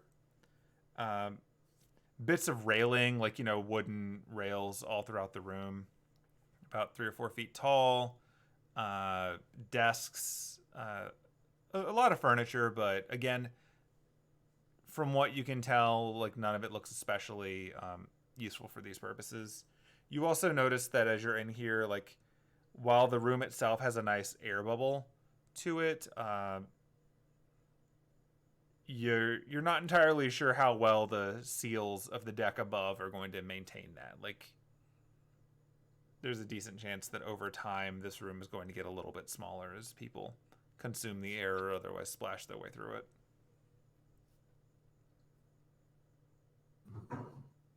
Okay. Shall we return to the surface, I guess? They're not really giving us a lot to work with, are they? Perhaps we'll find something else elsewhere in the mansion.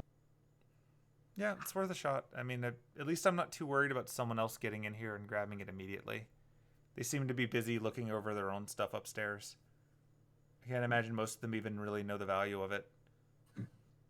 Actually, while we're down here, I don't see any cameras that can see or hear us. So I should probably tell you what's at stake if you'd like to hear it. Absolutely. I Okay. have an idea, but... So as you know, and she's saying this in a low voice anyway, even though presumably no one else is here. As you know, we travel around through druid circles, the mundane ways, of course, but we also tend to teleport when necessary. It's part of how I do my job of getting from place to place. And in order to teleport somewhere, you have to have been there before, or otherwise have a general sense of the space to make it easier. But That map upstairs is one of the ones we use to teach new people different places without them having to physically go there first. It's not perfect, but it makes it easier to get from one circle to another. Unfortunately, it also kind of gives away where many of our circles are, and in the wrong hands, that could be a real problem. Absolutely. So it would be ideal if we could get that back before anyone really realizes what it is, both for the general safety of our people and also for the convenience of teaching future generations. So, how big are some of these pieces of art? Are they fairly, or could we perhaps like roll them up somehow to make them smaller? Um, yeah, like these things are about like movie poster size, I'd say. Like theatrical poster, like 40 inches. 40 by 27 because I'm someone who buys those. Um, Hmm. so yeah, if you were to roll them up, they'd be like 2.5 feet long. Um, which is certainly a possibility. Like, I mean, art can be rolled if you do it carefully.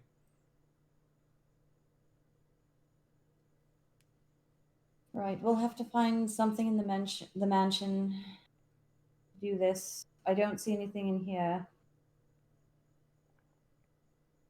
It sounds like a plan then. Oh, and also, since I've got you here, there's going to be an event in a few days' time, early next week, that I think you should probably be at. We're going to be gathering a number of the druids from the different circles in Sherwood. Might be a good Oh, chance to visit home. yes, it has been some time. We're going to be discussing some current events, so I'd like to report back there that we also recovered this map, but I suspect it's going to be something that's of interest to you since it pertains to what we think is responsible for the current threats to the world. Yes, I will do my best to make it. Excellent, Early good. next week, you said. At the very least, I'm sure your mom and dad would like to see you. Oh, of course. And all the siblings. You've got a lot, And don't you? grandpa. Hmm? You've got a few, don't you? Yeah. Not too surprising. But be that as it may, I suppose they probably think we've drowned by now, so we might want to head back up. It's been about 5 minutes. Yeah, probably. Okay. So with that, you can each return. I'm not going to make you roll athletics to go back up. I roll a one and drown. Blah, blah, blah, blah, blah. And meanwhile, on the surface, oh my god, I think they're dead. Yeah, outside, so like Penelope and Catherine are sort of passing them. So how long can they hold their breath? I don't know. I imagine Nora like comes back up and like shakes the water out of her hair and Yeah, so when you come back up, Nora pops out of the water kind of like a salmon going upstream. She does that impossible thing where you build up momentum upwards and you actually fly out of the water and land on the wooden planks next to her. And then she just does the one shake, and because her hair is short, it somehow works. Oh my gosh. Anise like drags herself out of the and is like having to wring water out of her dress and her. Oh no, Anna's your hair. That's fine, it'll dry. I worked hard on it. Ugh. I value your contribution. This was more important. Oh my god, are you sure you're not actually a gremlin? No. Have you Would met you a like your gremlin? things back? Oh, yes, thank you. Okay. So as she's handing them back to you, she touches you with the cleansing stone, just putting it in your hand, and all of the drippy water goes away. Oh, And your I dress forgot- is actually completely restored. Your hair is still wet, but your dress is completely restored. forgot I could do that. Ugh. You would need actual prestidigitation to style your hair back properly because the stone doesn't know better. It'll dry. It's fine. Ugh. She puts the glasses back on, boots back on. Oh no. Ugh. So I don't see the art that they're talking about. Did you find it?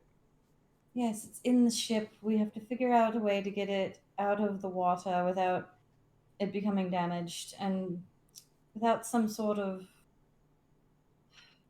I don't know. We'll have to put it inside something like plastic or glass in order to get it out without it getting wet.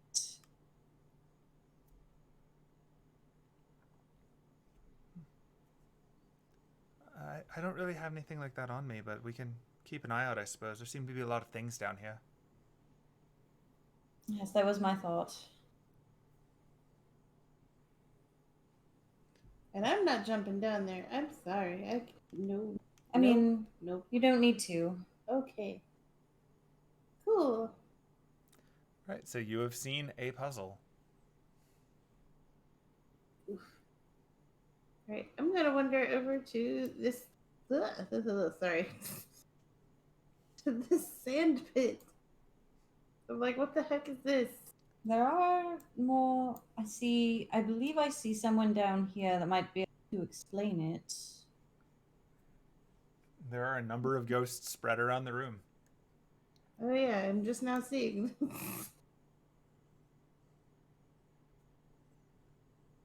Okay, so when Anise walks down to the bottom one, you can see that this ghost is dressed up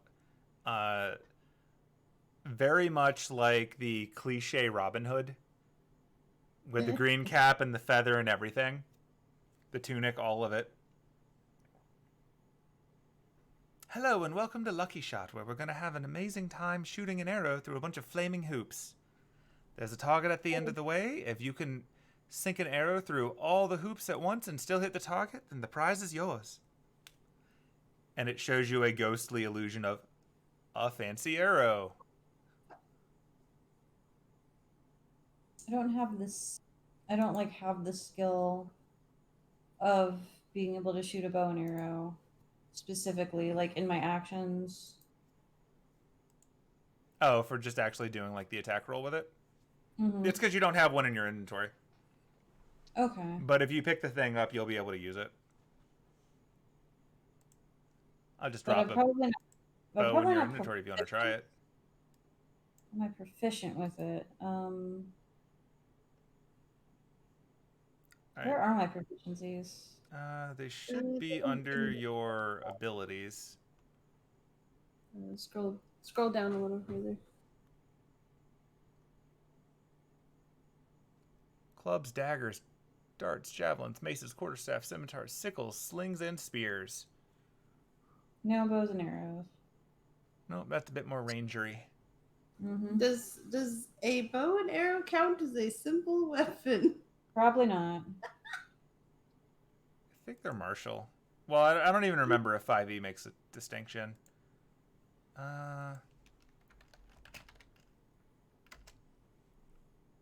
5e longbow. Martial. Yep, it's a martial weapon. So that's a no. It'd be a no. Unless it like specifically says you have it or you're proficient with all weapons. I mean, I feel like Anise has fired a bow and arrow, but specifically didn't want to get good with them because she doesn't believe in Robin Hood. That's fair. She's just gonna walk away, rolling her eyes. One thing that you do notice about the thing in front of her, or in front of this whole course, is that there are flaming rings moving back and forth in the air, like they're just swinging on barely visible wires. Even staring at it for like 10 or 15 seconds, you don't see a point where they all line up. Like, did this ghost say what the prize was? Yeah, it was an arrow. Like you saw one upstairs, if you recall. Yeah. No thanks. You can try it if you want, Penelope. But yeah, good at this kind of thing. What about this ghost? I'm gonna talk to. There was a ghost over here. Okay, I'll start with Anise's ghost. So, Anise's ghost is standing in front of what you can already see looks weirdly like someone took a stretch of outside with a convenience store and hid it in a room. Just looking through, you can see a convenience store in the back. And this ghost is dressed like Lupin. Like, it isn't Lupin, but it's dressed like Lupin. And it says, "Hello and welcome to the most amazing game. It's The Great Escape. See, in this game, you're being pursued by that fiend Ganimard who's always trying to capture Lupin. From the very beginning, that's what the Ganimard does. And so, you are Lupin for this game, and your job is to not get caught. If you can escape Ganimar and elude him, then you're the winner. And if you win, no one will ever find you when you wish to hide. And this ghost holds up the mask that you know that Derek is looking for.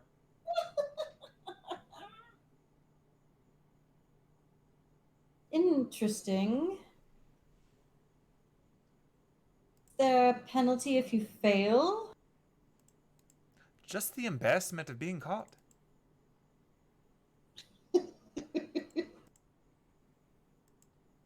I would try, but it's after midnight already. It's true. Is it just like a simple like stealth roll or something, or is it a more involved game? You don't really know. You know that it doesn't look like a big room, so it can only last so long.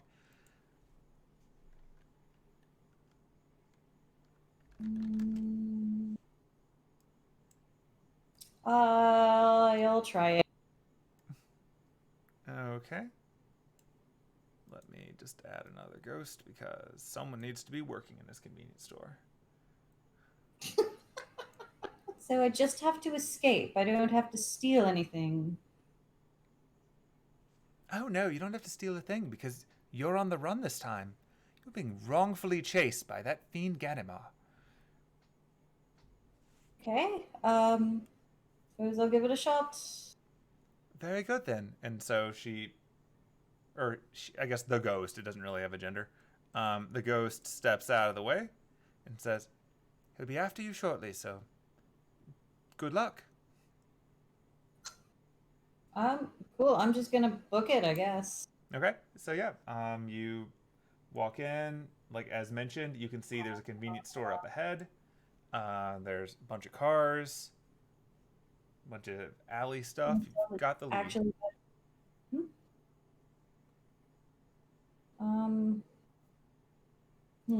I guess I'll try stealth. I'm better at stealth. Okay. How are you stealthing? Like, where are you trying to hide, or are you just sneak? I'm just sneaking. Okay. Oh wait, hang on. I think I have. Hang on. That doesn't count. I have abilities. I think I have pass for that. Or is that my other character? You've cast it before in this game. Must be all the way at the bottom. I think it's one of the. I mean, you Yep, technically okay. have every spell. It's just a matter of if you prepped it or not. But I have cast without a trait. Oh, the ability for it? Yeah, I think you do. Yeah. So I'm gonna cast it. Okay. How do I do that again? Whoa, what'd I do? You look like you cast it. Trace. I did cast it? Cool. It looks like you did. I'm going to add the effect to you. And so I'm gonna roll stealth. Try and stealth my way through. Let me give you pass without a trace bonus first. Okay.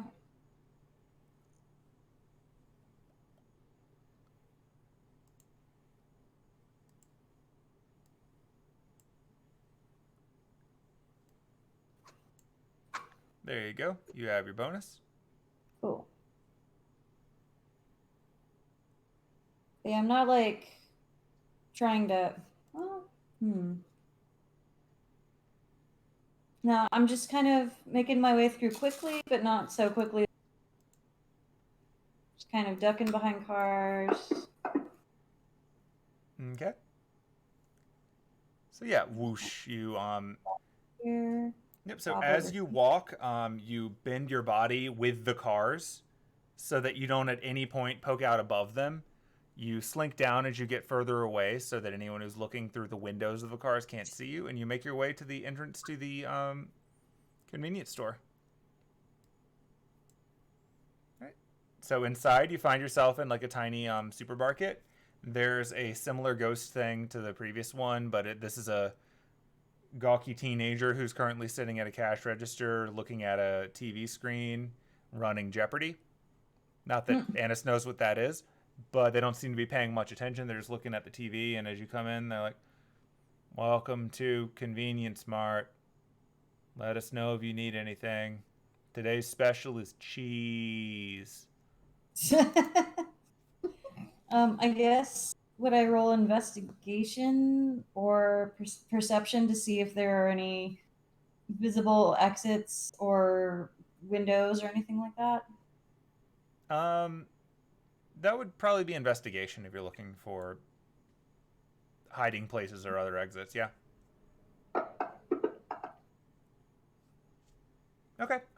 So looking around, this does appear to be largely a dead end. There's no other exit. Like this would never work as a real convenience store. It really is just like one entrance. Really, the entire path you've seen so far seems to be corralling you directly into this place. In terms of like hiding places, there's not a lot to work with. Like you could try to duck behind some shelves or behind the register. There's really not a lot to work with. I just have to escape. I'm going to wild shape. Let me figure out what I can wild shape into. And I retain my intelligence in wild shape. Yes, as a druid, yeah. Gotcha. It's polymorph where you can accidentally Become become dumb a as monster. hell or even smarter, depending, yeah. Yeah. Let's see. So maybe a giant rat.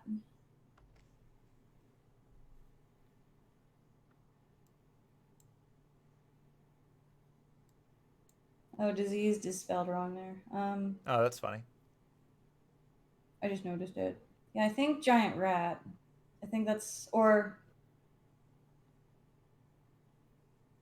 what would be the least?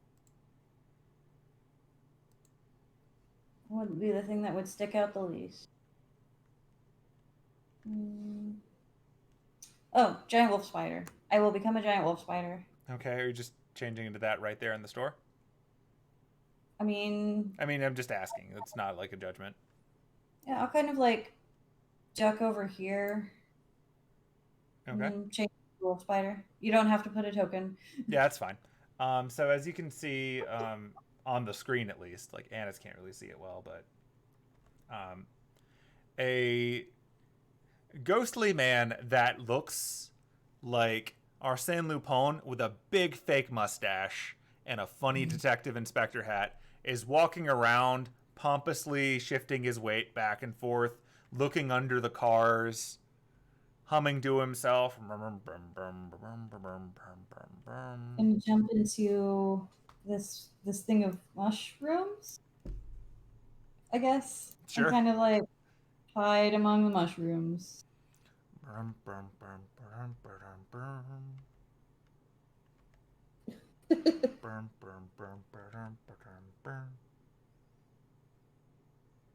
Specials cheese. You, sir. Tell me, have you seen that fiend Arsène Lupin? I've been watching Jeopardy. I asked it in the form of a question. You have to tell me.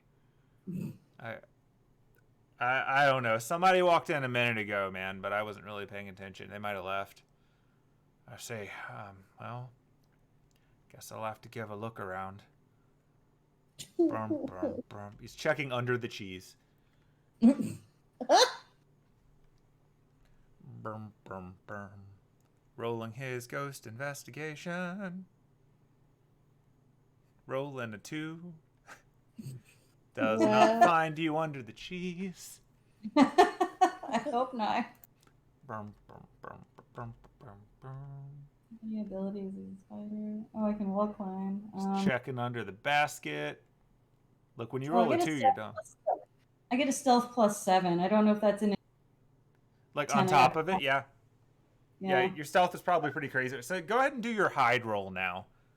What would that be? It's still stealth.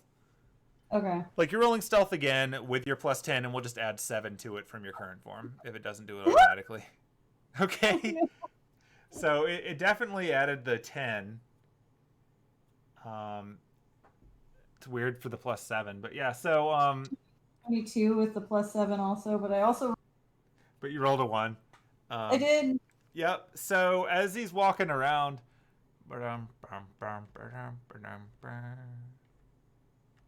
checking under all the frozen foods. But I think I'm very hidden in these mushrooms. You were super hidden in the mushrooms. And then he walks over here, and now he's going to roll an investigation again. Like, you were in the clear until you rolled a 1. Let's see what happens. Oh no. But it's also like a 22. It's true. Like, it's not like critical success or failures are guaranteed. Like, you've still got a giant bonus. So he rolls, and he picks up some carrots and is looking under the carrots as if he thinks Lupin's going to be there for some reason. Then he picks up the bottles that are on the shelf, and he's looking under those. Doesn't see anything. Doesn't appear to be a Lupin problem in here. And then he reaches over to the mushrooms, and he picks up the mushroom that has anise on the bottom of it. But he's looking under the mushrooms and not at the mushroom in his hand. Doesn't seem to be a Lupin down here. Wait a minute. And he sets the mushroom down on the table next to the cans, and he moves over here to start checking the jugs of water. Oh my god. But Anise has been sat down on the table behind him with all the cans. Anise is gonna just slowly spider crawl down the table. Okay. You get a new stealth roll for that. Whew, okay. Big money, no whammies. God damn. This is brutal. But it's a 25. It's still a 25. I mean, you're passed without tracing a spider, and you're going up against a guy who's bad at investigation rolls. So yeah, you're getting away. You seem to be escaping it as he's going through the jugs. Nope, no Lupin in here.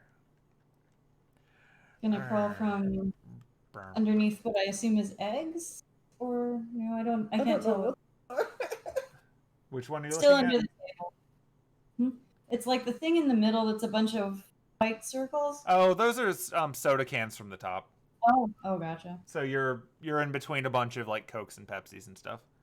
Oh, I'm on like underside of the. You're on the bottom of it? Okay. Yeah, like All crawling upside down toward the wall. Let's see. Don't see any Lupins anywhere.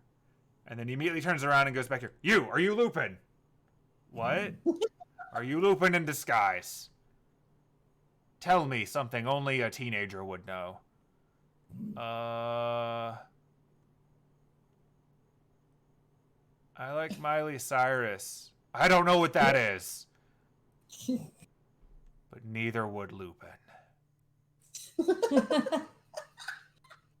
I just love that it's Lupin wearing a big stupid mustache. You don't appear to be him. It's not in the photo, but that was how he described it. Yeah. Like, this is apparently Lupin's idea of what Ganimard looks like, since the current Lupin obviously never met the man. I'm now underneath the mushrooms, like on the underside of the mushroom table, heading for. So what was it you said before? Cheese special? I think that was a clue. Goes over to check the cheese again. Rolls a 3. Still doesn't find you under the cheese. Oh, good. Just doesn't add up. Gotta be somewhere, Lupin. I don't understand. Wait, I'll roll back the tape.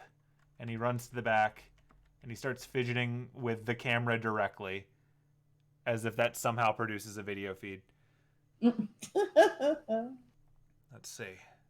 This would have recorded Lupin's appearance.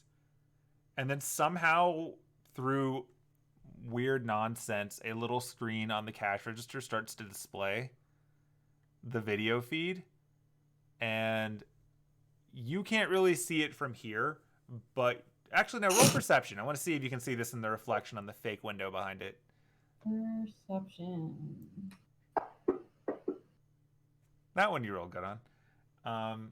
Yeah, you can see in the reflection of the big glass window thing behind it that he does see, it's not you, but the person that would be you looks like a remarkably handsome Arsène Lupin VII, who's walking in with amazing swagger the entire time and like does the bushy eyebrow raise towards the camera, does some quick finger guns, and then casually walks over to where you started to hide under the mushrooms and turns into a spider.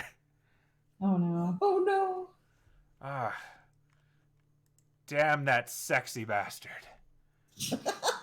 And he goes over to check the mushrooms again. But you're not under those mushrooms anymore. You're under the table away from them. Yeah. So this is your chance to do a stealth run away if you want to try to get out of the shop while he's distracted. I don't know how fast a spider can move. They can be pretty quick. Oh, my dice just went everywhere. Damn, and I rolled well too. Let's try that again. No. What was the first one that you rolled? Did you see it? 16. Go with that one. Like, I believe you. I've seen this app. Okay, so you got your 16. You get clear and away plus the what? It was 33 plus the spider stealth. Oh, good. Okay. Then, yeah. You get clear and away from there while he's checking that. And now you are in front of the big automatic door. But you are a spider. Spider. So it doesn't seem to be opening for you. I'm gonna crawl all the way up to the ceiling and hang out there and hide. Okay. He's gonna turn around after not finding you. Just too damn clever for me yet again, Lupin. Wait, what if Lupin doctored the footage? He might not even be here in the first place. I've been tricked. He immediately goes and makes a run for the door. And when he steps up to it, the door opens up. I'm going to quickly crawl through the door. If I. Yeah, you can do this one on an athletics check instead. You don't need to be stealthy because you're already stealthy and he's not paying attention. You just have to get through in time. No! You should have brought your halfling. Okay, so the door closes on you. I assume I immediately turn. How much HP does the spider have? Like 1? That's a good question. I think it's... Will it... What kind of spider did you turn into again? Giant spider? Where is it? Giant wolf. Wait, how big is a giant wolf spider? Good question. Because that would make this whole thing funny in a different way. The result would be the same. You'd just be a big spider doing all of the same things. 40 feet climbing, speed,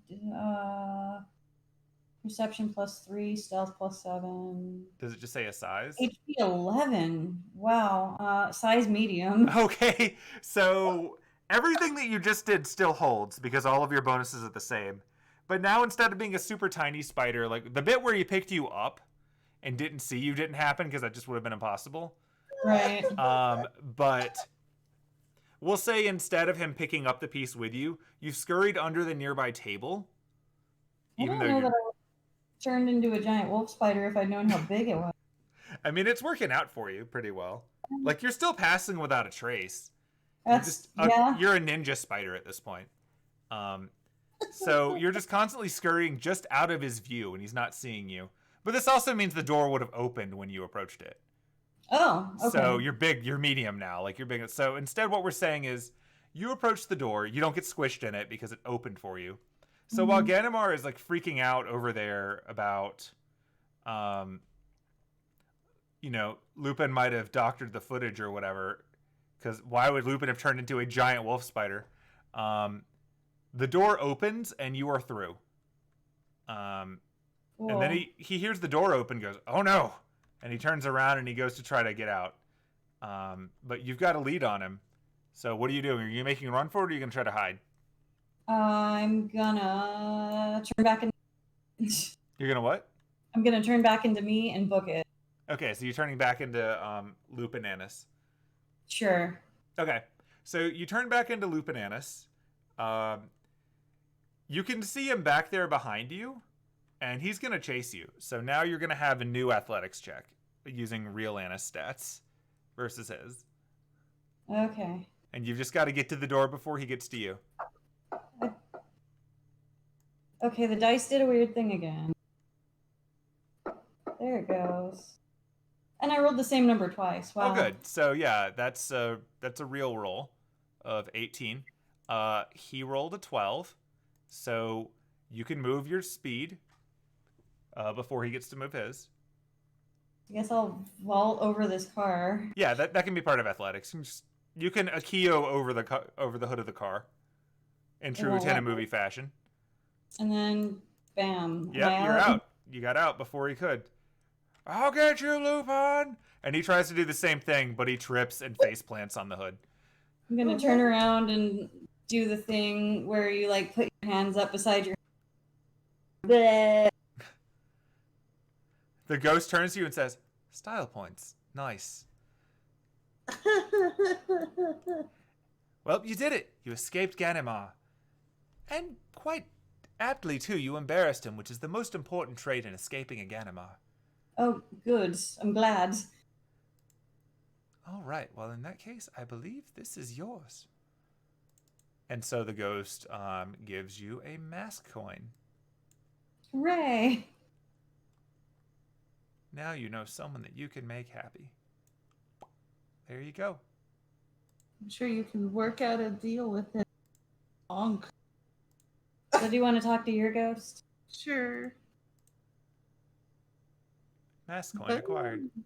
Yeah, that's about what I was expecting out of that. Yeah. Okay, so yeah, that whole fiasco of yours, it took about 10 minutes because you got a little bit of a lead time to head start. So that figures. I'm advancing the clock, but it's not going to advance for what Penelope's doing because they were at the same time. Okay, so can you advance the clock for just me, or? We're going to do hers, and hers is probably going to take about as long as yours. If not, then we'll fill in the difference. Okay, sounds good. Like, it's a relatively soft process. Okay, so Penelope, you walked over, and what you found is a giant red curtain that goes all the way around another section of water, and there are little platforms on each side of what appears to be a giant glass case that is suspended over this water, and there's a hook on top that goes through a chain that goes all the way up to the ceiling above. It's just hanging over this water. Is there anything in it? It looks empty. It looks to be an empty case. Well, actually, that's not entirely true. There is, inside of it, there are a bunch of chains. Oh, no.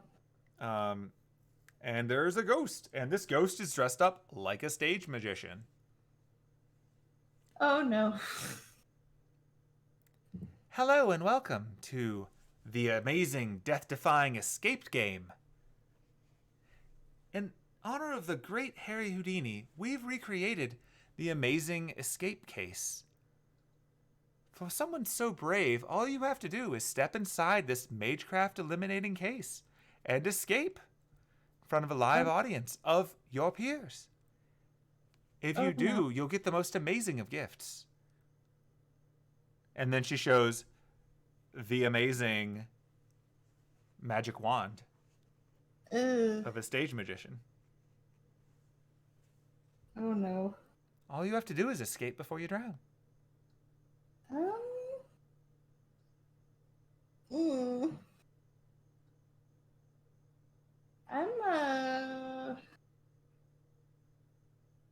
no. Hold on. I need to look at my character sheet really quick. Oh, so because there are NPCs, I'm going to have the two of them with you since I didn't have them with Anise.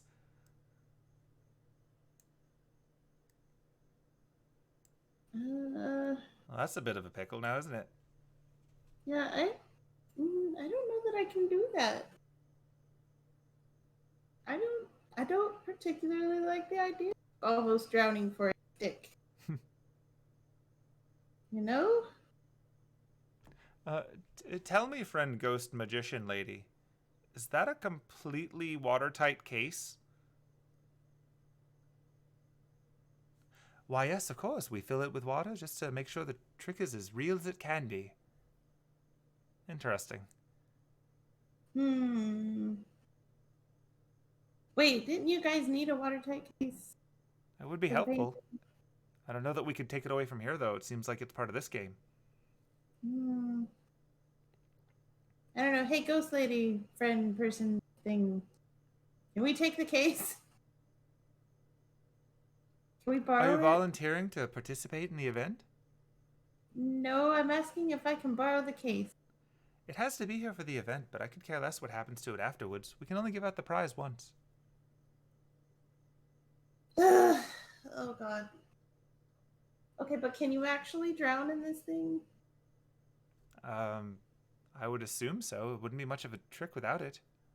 Oh no. Okay, yeah, And no. so it's at this point that Penelope remembers that, like, the rules are against doing violence to other people. Nothing whatsoever to stop other kinds of hazards. Could always go. Oh, could always go find the sage magician and get him to get his own one back. Metagaming pigeon. Like I personally don't want to do this one, but we could probably tell the sage Magnanimous, magician yes. that this is here. He'll know how to do it. I would like to see that. I think it would be fun. I know there has to be a trick to it. Yeah. That's how these things always work. But yeah, this is not my jam. This is not my scene. But thank you for explaining the rules, Ghosty. Anytime. I look forward to seeing someone eventually overcome this death-defying challenge. I bet. Alright, I'm gonna walk away. And you've got time to check out some more stuff before. Like, you don't actually know where Anise went. She just sort of disappeared on you. I'm gonna go. Because right now she's currently stealthing like a boss. There's a ghosty over here. Sure is. Ghosty. Alright, what are you doing, Ghosty? Okay, so this ghost is a bit bigger than the other ghosts. In fact, I'm just going to make that token bigger just on principle of... Brah. Yep, so this ghost is huge. This ghost looks like the upper half of its body is a bull. Oh no. And it looms down at you because it's like way bigger than you are. Yep. And it says in a very deep voice, "This is the labyrinth. It is a test to see how well you can navigate the world of the unseen. It's pitch black inside, and if you touch a wall, you lose." Oh no. Well, I got lights. Can I use lights?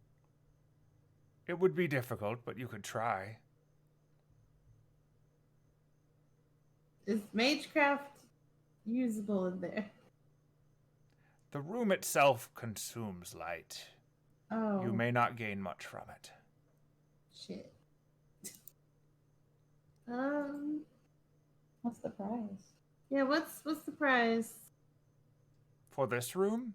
And then the Minotaur, because it is Minotaur, leans down at you, and you can see on one of its horns there is a black bracelet. I do like that bracelet, but I also know it belongs to that lady. I don't think we got her name. Yeah, I don't think we did either. No, you didn't get her name. Mage. I mean, okay, is there a penalty for losing? If you touch the wall, it'll simply send you back out. I mean, I can give it a shot, but I don't know that it's going to be very productive. Do you know anything about the sand pit? That's where it sends you. Oh. Wait, what? Yeah, you'll see. I don't like the way you said that. It is not a game for cowards. Well, and you are absolutely right. But I'll try it. Hey, you can if you want. Go for it. Catherine's gonna give it a go. So she walks over. The big double doors open for her very briefly.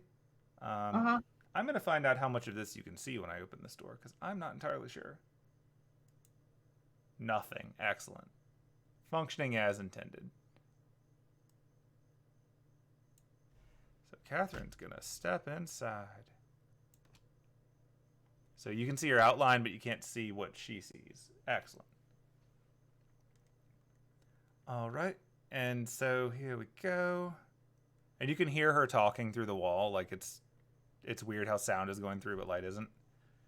Mm-hmm. Right. So let's just turn these lights on. And okay, that doesn't work. Mercury, scout ahead. And at that point, you see over near the giant sand pit, one of the Roombas falls out of the ceiling and lands in the sand pit. Okay, Oh, no. Not that one. Not that one. Jupiter, good luck. And you see a second one fall and crash into the sand pit. All right, I don't think this is working. I'm just gonna see, just careful, easy does it. So, okay, good. All right, we got this. Ooh. This. And ah! Ooh. And then you see her fall in the sand pit. Oh no. That was different. That was not the plan. Oh, Jupiter, you're full of sand. And Mercury too. Okay, hold on. Everyone up. And then the two of them sort of float up, shake off all the sand, and go back to being invisible. Right. No one's hurt. We're good. That was difficult. I don't know how to do that. That is not my game. Okay, I'll give it one try. Okay. So the doors open up. Gotta drag Penelope inside. Oh, jeez. Okay. All right, so tell me which direction you're moving each time, and I will move you. Okay. Before I do any movement, I'm gonna cast Dancing Lights to see what it does. Okay, you're gonna cast Dancing Lights. I'm gonna try. Oh, but apparently I did it twice. Is Dancing Lights a cantrip? Yeah. Okay, so I just wanted to make sure it wasn't eating your spell slots by doing that. All right, you cast Dancing Lights, and nothing happens. Damn it. Okay. It actually feels like it's being countered. Ooh. This feeling reminds you of when you stepped through that barrier back in Germany. Oh. Oh no. Okay. Oh. Alright, I'm gonna go south. Okay. Down one. All right. I'm rounding you off to the corners, but yeah, you're fine. To the right? Okay. Up? Okay. Sand trap. Ah, damn it. Poof. Ah! The sand seems to do a pretty good job of buffering your fall, at least. It's not like super hard sand. It seems to be doing the sandbox job. Now you are covered in sand. Yep. I don't think that was the game for me either. There has to be some kind of trick to it. I refuse to believe you're supposed to just stumble blindly. Yeah. It seems like a Lupin thing to do. Like there has to be some way of cheating. I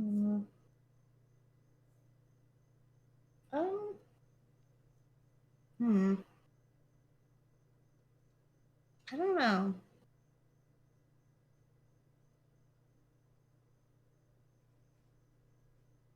I got nothing. And it's at about this point that Anise emerges victorious from her little adventure in the fake supermarket.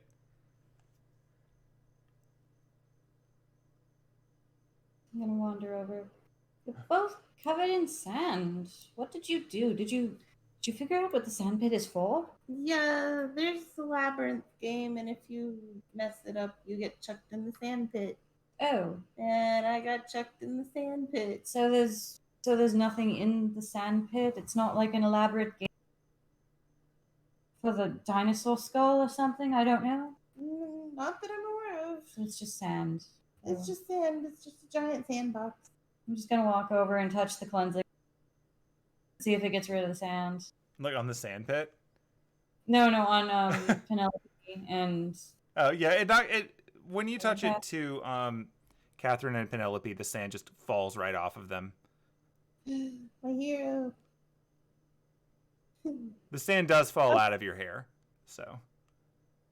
How did your game go? Oh well, I got the prize. I had to evade some inspector that was just Lupin, but with a big bushy mustache. Wasn't no. very good. I turned into a spider, and well, I thought I would turn into a small spider. I've never done it before, and I became a very big spider, and he still didn't actually see me. So. Oh, you turned into a wolf spider. Yeah, don't think I'll be doing that again. It's not so bad. It's fun at what I think they call Halloween. Yeah, I can see that. I can see that. Oh, please never do. That's precisely why I left. Yes, we'll go with that. But yeah, so what did you win? I don't have to tell you. That's fair. But I will anyway, and I just show the coin. Yeah, actually, where are you storing your extra coin? In my pocket, I guess. That's fair. Yeah. Can't put it in the bag of holding. It's important that you don't.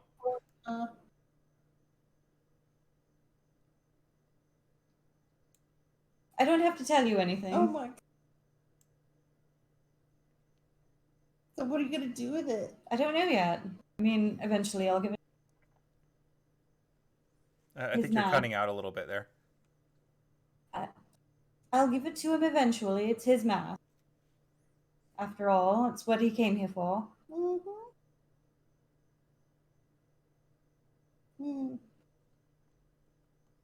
Anyway. Well, aside from ending up in the sand pit.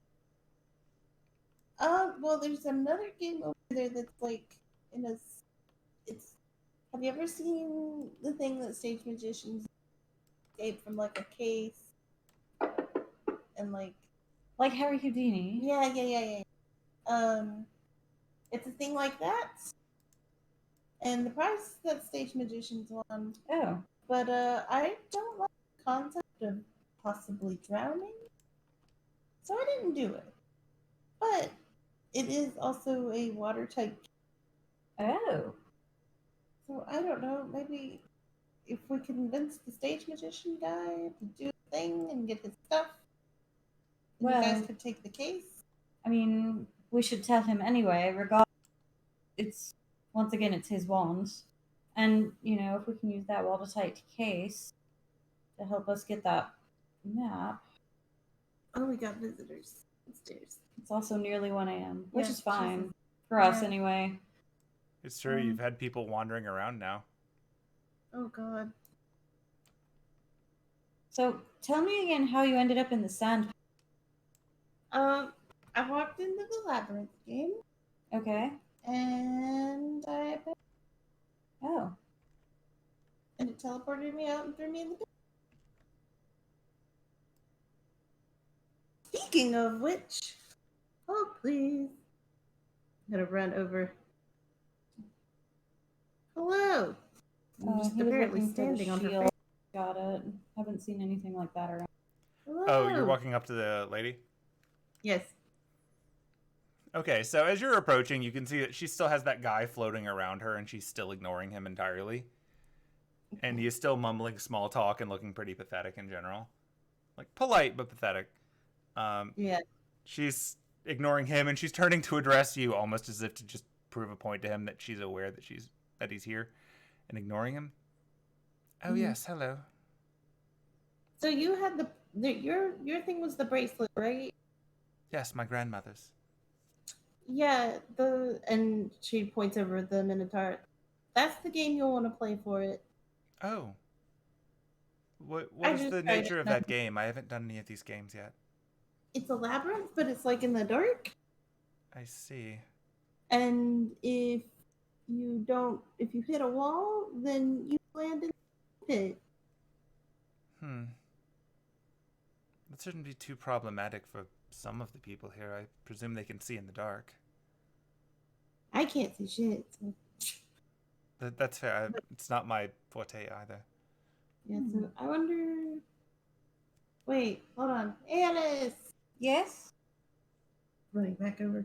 Don't you have dark vision? Yes, I can see in the dark. Do you want to try the labyrinth? Shall I try the labyrinth? Yeah. There's no penalty. I suppose I shall try the labyrinth. Okay. Just kind of wave to Fadon as I pass him. Yep. As you do that, she's following over to like watch how this plays out, since it's the thing she cares about. I would like to try this labyrinth. Good. And so the door opens for you, and Anise gets to pop inside. Why are you in the door? That's weird. Anise in those doors. Okay, so Anise, you're inside. You can't see anything. Nothing. Okay. Even with your dark vision, the light is like there's no light to work with. My dark vision does not work. I have one more wild shape that I can do. Do an intelligence check. Yeah, I don't know if any of my shapes have true sight or anything. Intelligent. That's on this page. There we go. Not my inventory. Just pull your intelligence out of your inventory. That was an 8. Okay.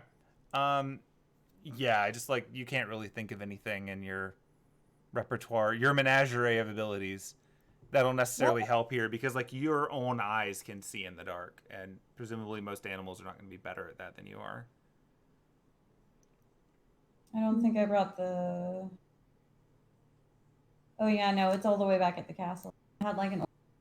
Alright, I suppose I will go south. Okay. Cool.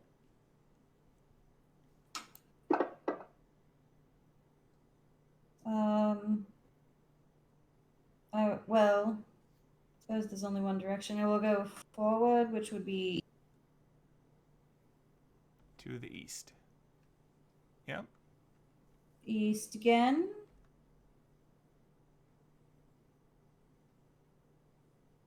Wow, this is a big room. East again. South.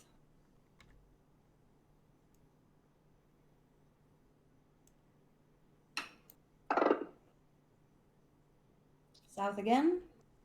Mm-hmm.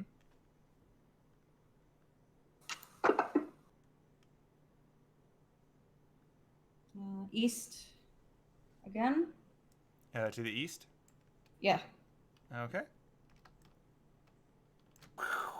Sandpit. Yeah. Sandpit. Well, I gave it a shot. Even my dark vision didn't work in there. Oh. I'll clamber out of the sandpit and cleansing stone myself. That does seem to be a bit of a challenge. Yeah. Still, like, Lupin's a human, right? Yeah. Presumably. There's got to be some kind of trick to it. It would seem so. I did feel like I got pretty far hugging the wall. I mean, you're not allowed to touch the wall, but... Maybe some kind of goggles or something. Like night vision goggles. Or like... Ooh. Oh! Wait, do you still have those glasses? I think they're probably towards the bottom. They're at the hotel. Damn it. I didn't have the lamp or anything like that. Yeah, that's back at the castle. Ooh.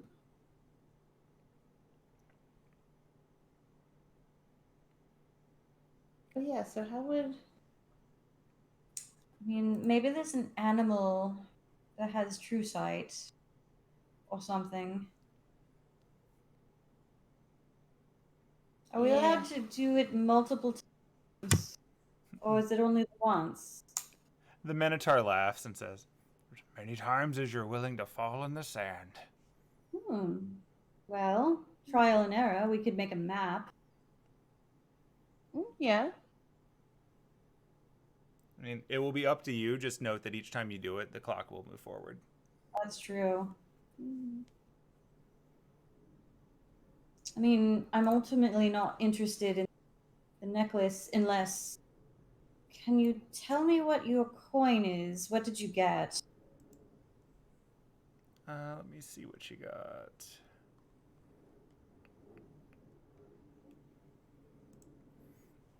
Oh, of course, yes. It's not incredibly exciting. I got this one. I have so many windows open now.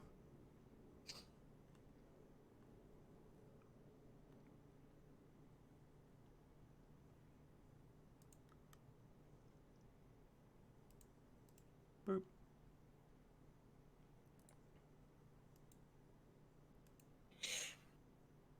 Yep, she's got a coin that has, even though the art doesn't show it because I just used the real art, it has got 2 bags on it. Oh, not anything worth quite looking for. It's not really something that I've got much use for myself. I assume someone here wants it, but it could just be something simple. It's also possible that whoever would have wanted this item didn't make it here. It appears there are more prizes than people. Yes, it does appear that way. Well, Let's see, and then Fidon was looking for the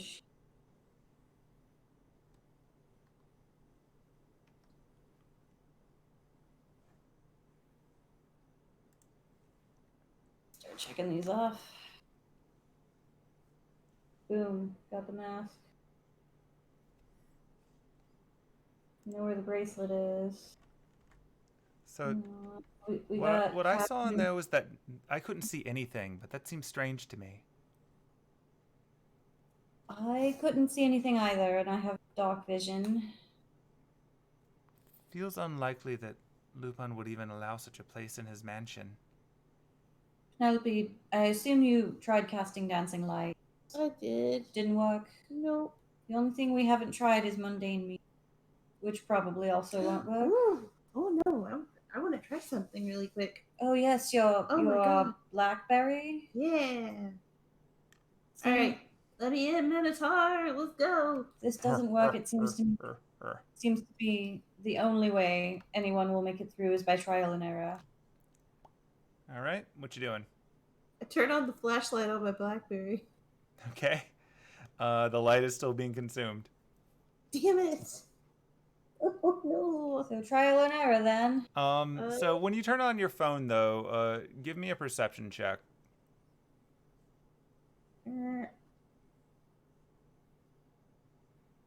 Perception. Where are you, Perception? There you are. Okay, nothing's really standing out to you. But yeah, like the screen on your phone does light up, but it doesn't stretch far enough to do much of it. You have to hold it up to your eyes to even see it. Like something in the room is consuming light as quickly as it's created.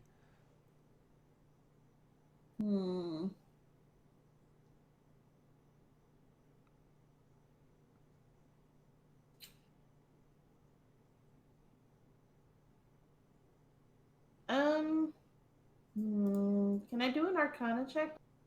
Sure. What are you checking for? To see if I can recall something that might do that. Okay. I know you mentioned the thing from Germany. Oh. I can be Jesus. A snake with... I have a snake form that has blind sight. Ooh. Okay, so your Arcana check doesn't really help you much, not surprisingly. Nope. Like, what you remember for Germany was there was this place that you went that you couldn't actually channel mana enough to cast Magecraft spells. And this place feels kind of like that, like your spells just aren't working. But your phone is working, so that's cool. A creature with blind sight can perceive its surroundings without relying on sight within a specific radius. Ooh. Alright, well, I'm going to try and get through. Does Anise know? Does Anise remember that? Check. Gonna say no. Alright. I'm gonna go down. Down? Yeah. Okay. Gonna say, much like a spider. To the right. To the right again. One more time. Down. Down.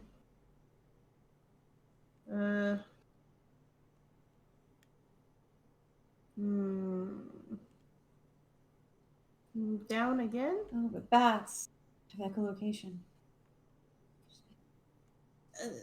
How badly do I want this necklace, though? Not really. Down one more time? Ooh, okay. Down again. Okay. To the right? Ooh, spicy. Okay. Up. Ooh, okay.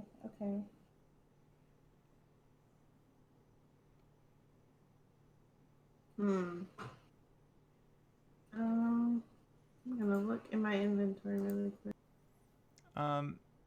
Do another perception check. Okie dokie.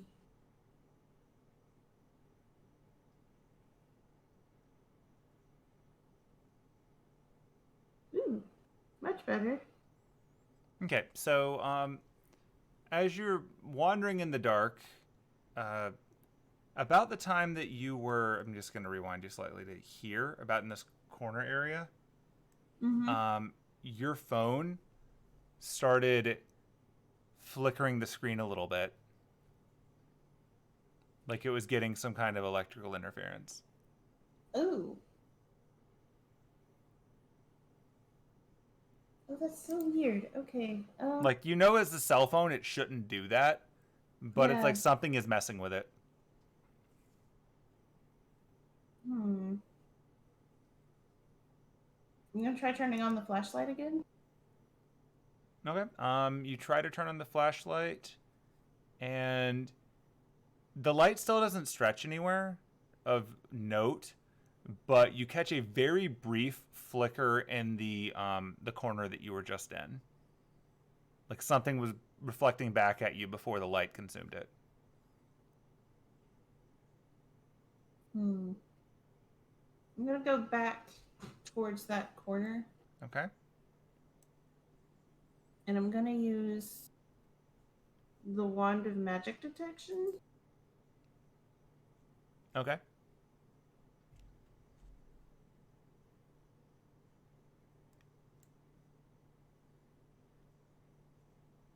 All right.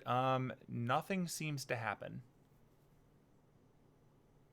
I'm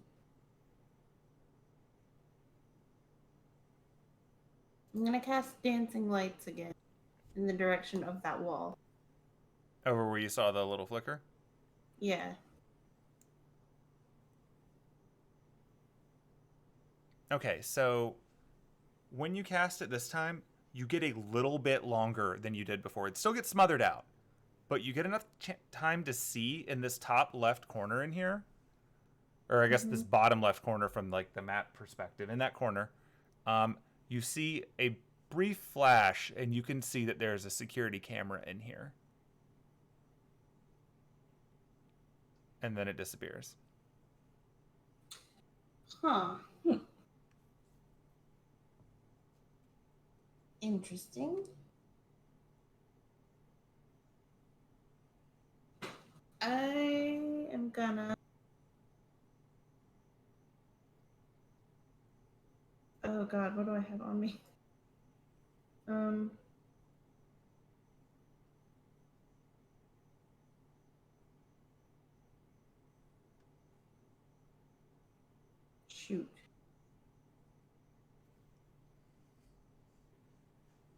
don't remember if I said I had my short sword on. I don't think I do. Is it something that you would have brought? I don't think so. Hmm.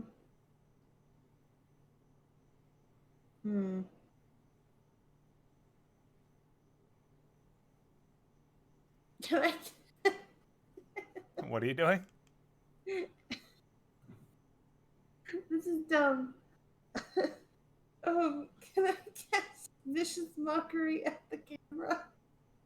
What is the target for vicious mockery? Is it a creature? It probably is. Yeah, never mind. Okay. That would have been really funny. You can mock it the old-fashioned way. Fuck you. Just like shooting the double birds up in total darkness at the camera. I'm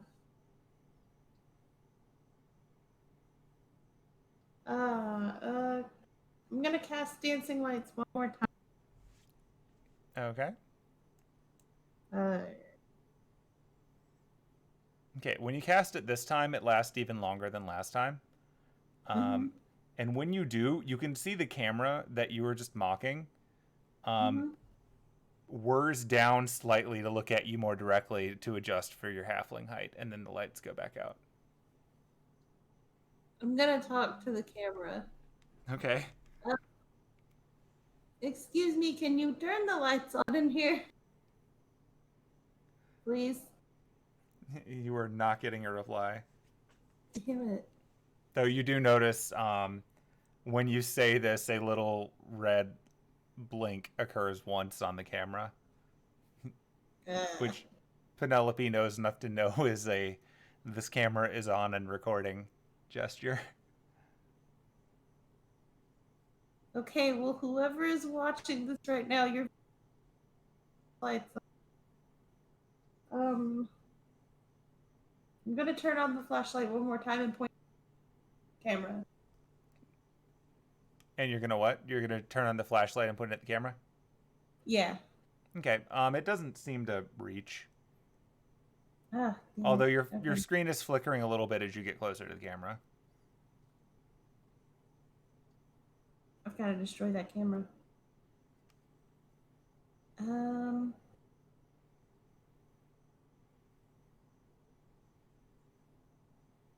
Ugh, God, I don't have anything I could destroy.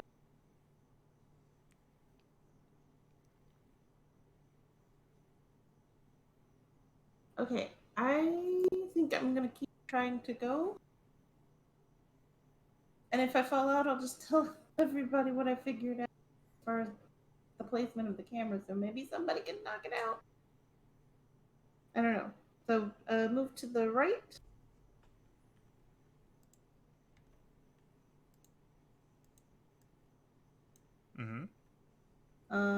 And then the right again. No, wait, up. It was up. Okay.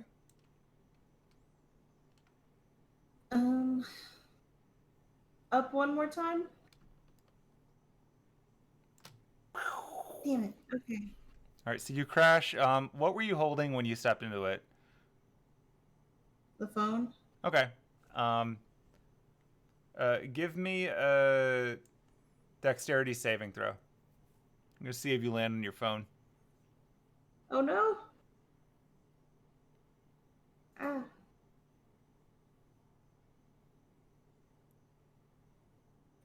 Oh no. It's fine. You had to hit a 5 or less to break your phone. You're fine. Phew. Okay, I'm jumping back out of the pit. Okay. So I'm gonna relay the information to the camera in the one corner. It's like, does anybody have anything they can try and It's got a I could camera. turn into a bat. How badly do we want to solve this puzzle? I can just turn into a bat and use echolocation.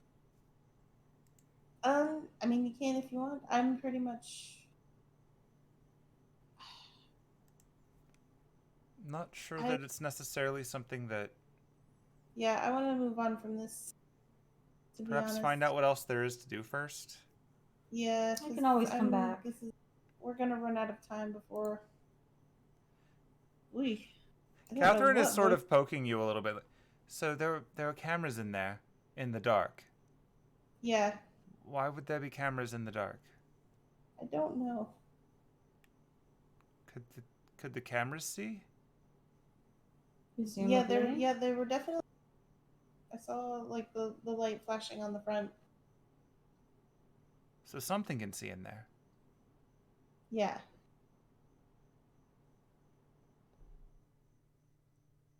There's gotta be some way we can use that. Yeah. Probably. She sort of turns to the camera that's off to the right, and she just shoots at the double birds. I don't think that's gonna help. I can't imagine that Arsène Lupin has made it this far in his life without pissing off at least one person on a camera. He should understand. That's true. Yeah, I know there are a bunch of other games. Honestly, just more willing to go check those. The dude walks over and is like, I'll try it for you. And then he goes over, and he's like, before the Minotaur can say anything, he runs through straight ahead and whoosh, instantly falls in the sand. Lord. Oh, okay. Well, that happened. Is he bothering you? Do we need to get rid of Honestly, it's sometimes helpful just to have someone who will run into walls for you. Fair enough. I don't know why he's doing it either. I think he's trying to do the weird political mage thing. He keeps talking about pedigree, and it's obnoxious. Like I'm gonna go for some random guy at a party at this point in my life.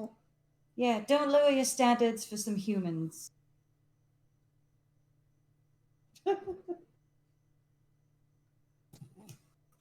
At this point, Catherine just sort of like, what? Never mind. Don't worry about it. Guy is crawling out of his sand over here. Right, well, I guess I'm gonna take a seat and figure this out. And he goes and he plops in front of the cards. Well, okay. I guess you can have sand. Were you deciding whether or not you were gonna clean him off? Oh yeah, and I actually rolled high enough that it ignored me, so whatever. I don't think he understands how this works because he never saw you cleaning people off. I'm gonna run and check one thing. And since I'm standing next to him, No, wait, I remember these stairs. Never mind. since I'm standing next to him, I'll just ask to fit on. How are you doing? I'm doing okay, actually. I think I've probably just lucked out. I got the coin I needed. Oh, well, congratulations. Guess I just have to hang on to it.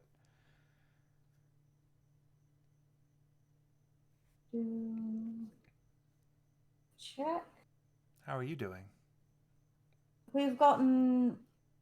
I'm doing quite well, actually. We got the thing we came here for. Something for someone else that I know that they want. I was going to ask around about the shield for you, but seems we've solved that problem. I suppose random chances on my side for a change. Now we just need some sort of airtight or watertight something.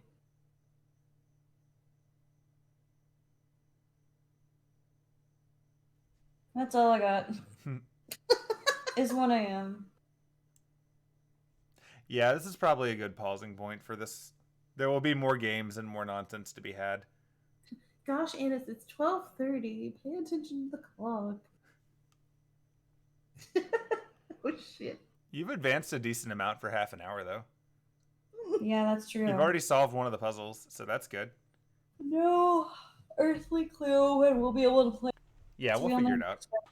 Through August 1st, and yeah. Schedules are funky. It's the end of the month. You'll find out what you find out, but for now, we've introduced a bunch of characters. You've got some progress. You've got some cool things to hang on to. In theory, we will have much more free time in August. In theory, That makes sense. there won't be a parade. Yeah, August doesn't get holidays. We had a meeting and agreed. It just sucks. It's back to school. That's the holiday. Yeah. I'm glad I don't have to do that again. Yup. It's office supply sales month. I did find a really cute pencil case at Well, that's good. All right. Well, I'm going to wrap this thing up, and I guess when we figure out our new schedule, we will plan for that. So, everybody, enjoy this amazing episode. I like how we end up episode 21 in a room with people playing cards. That was not planned, but I'll take it. So, thanks, everybody. We will pick up again in the future. Woo!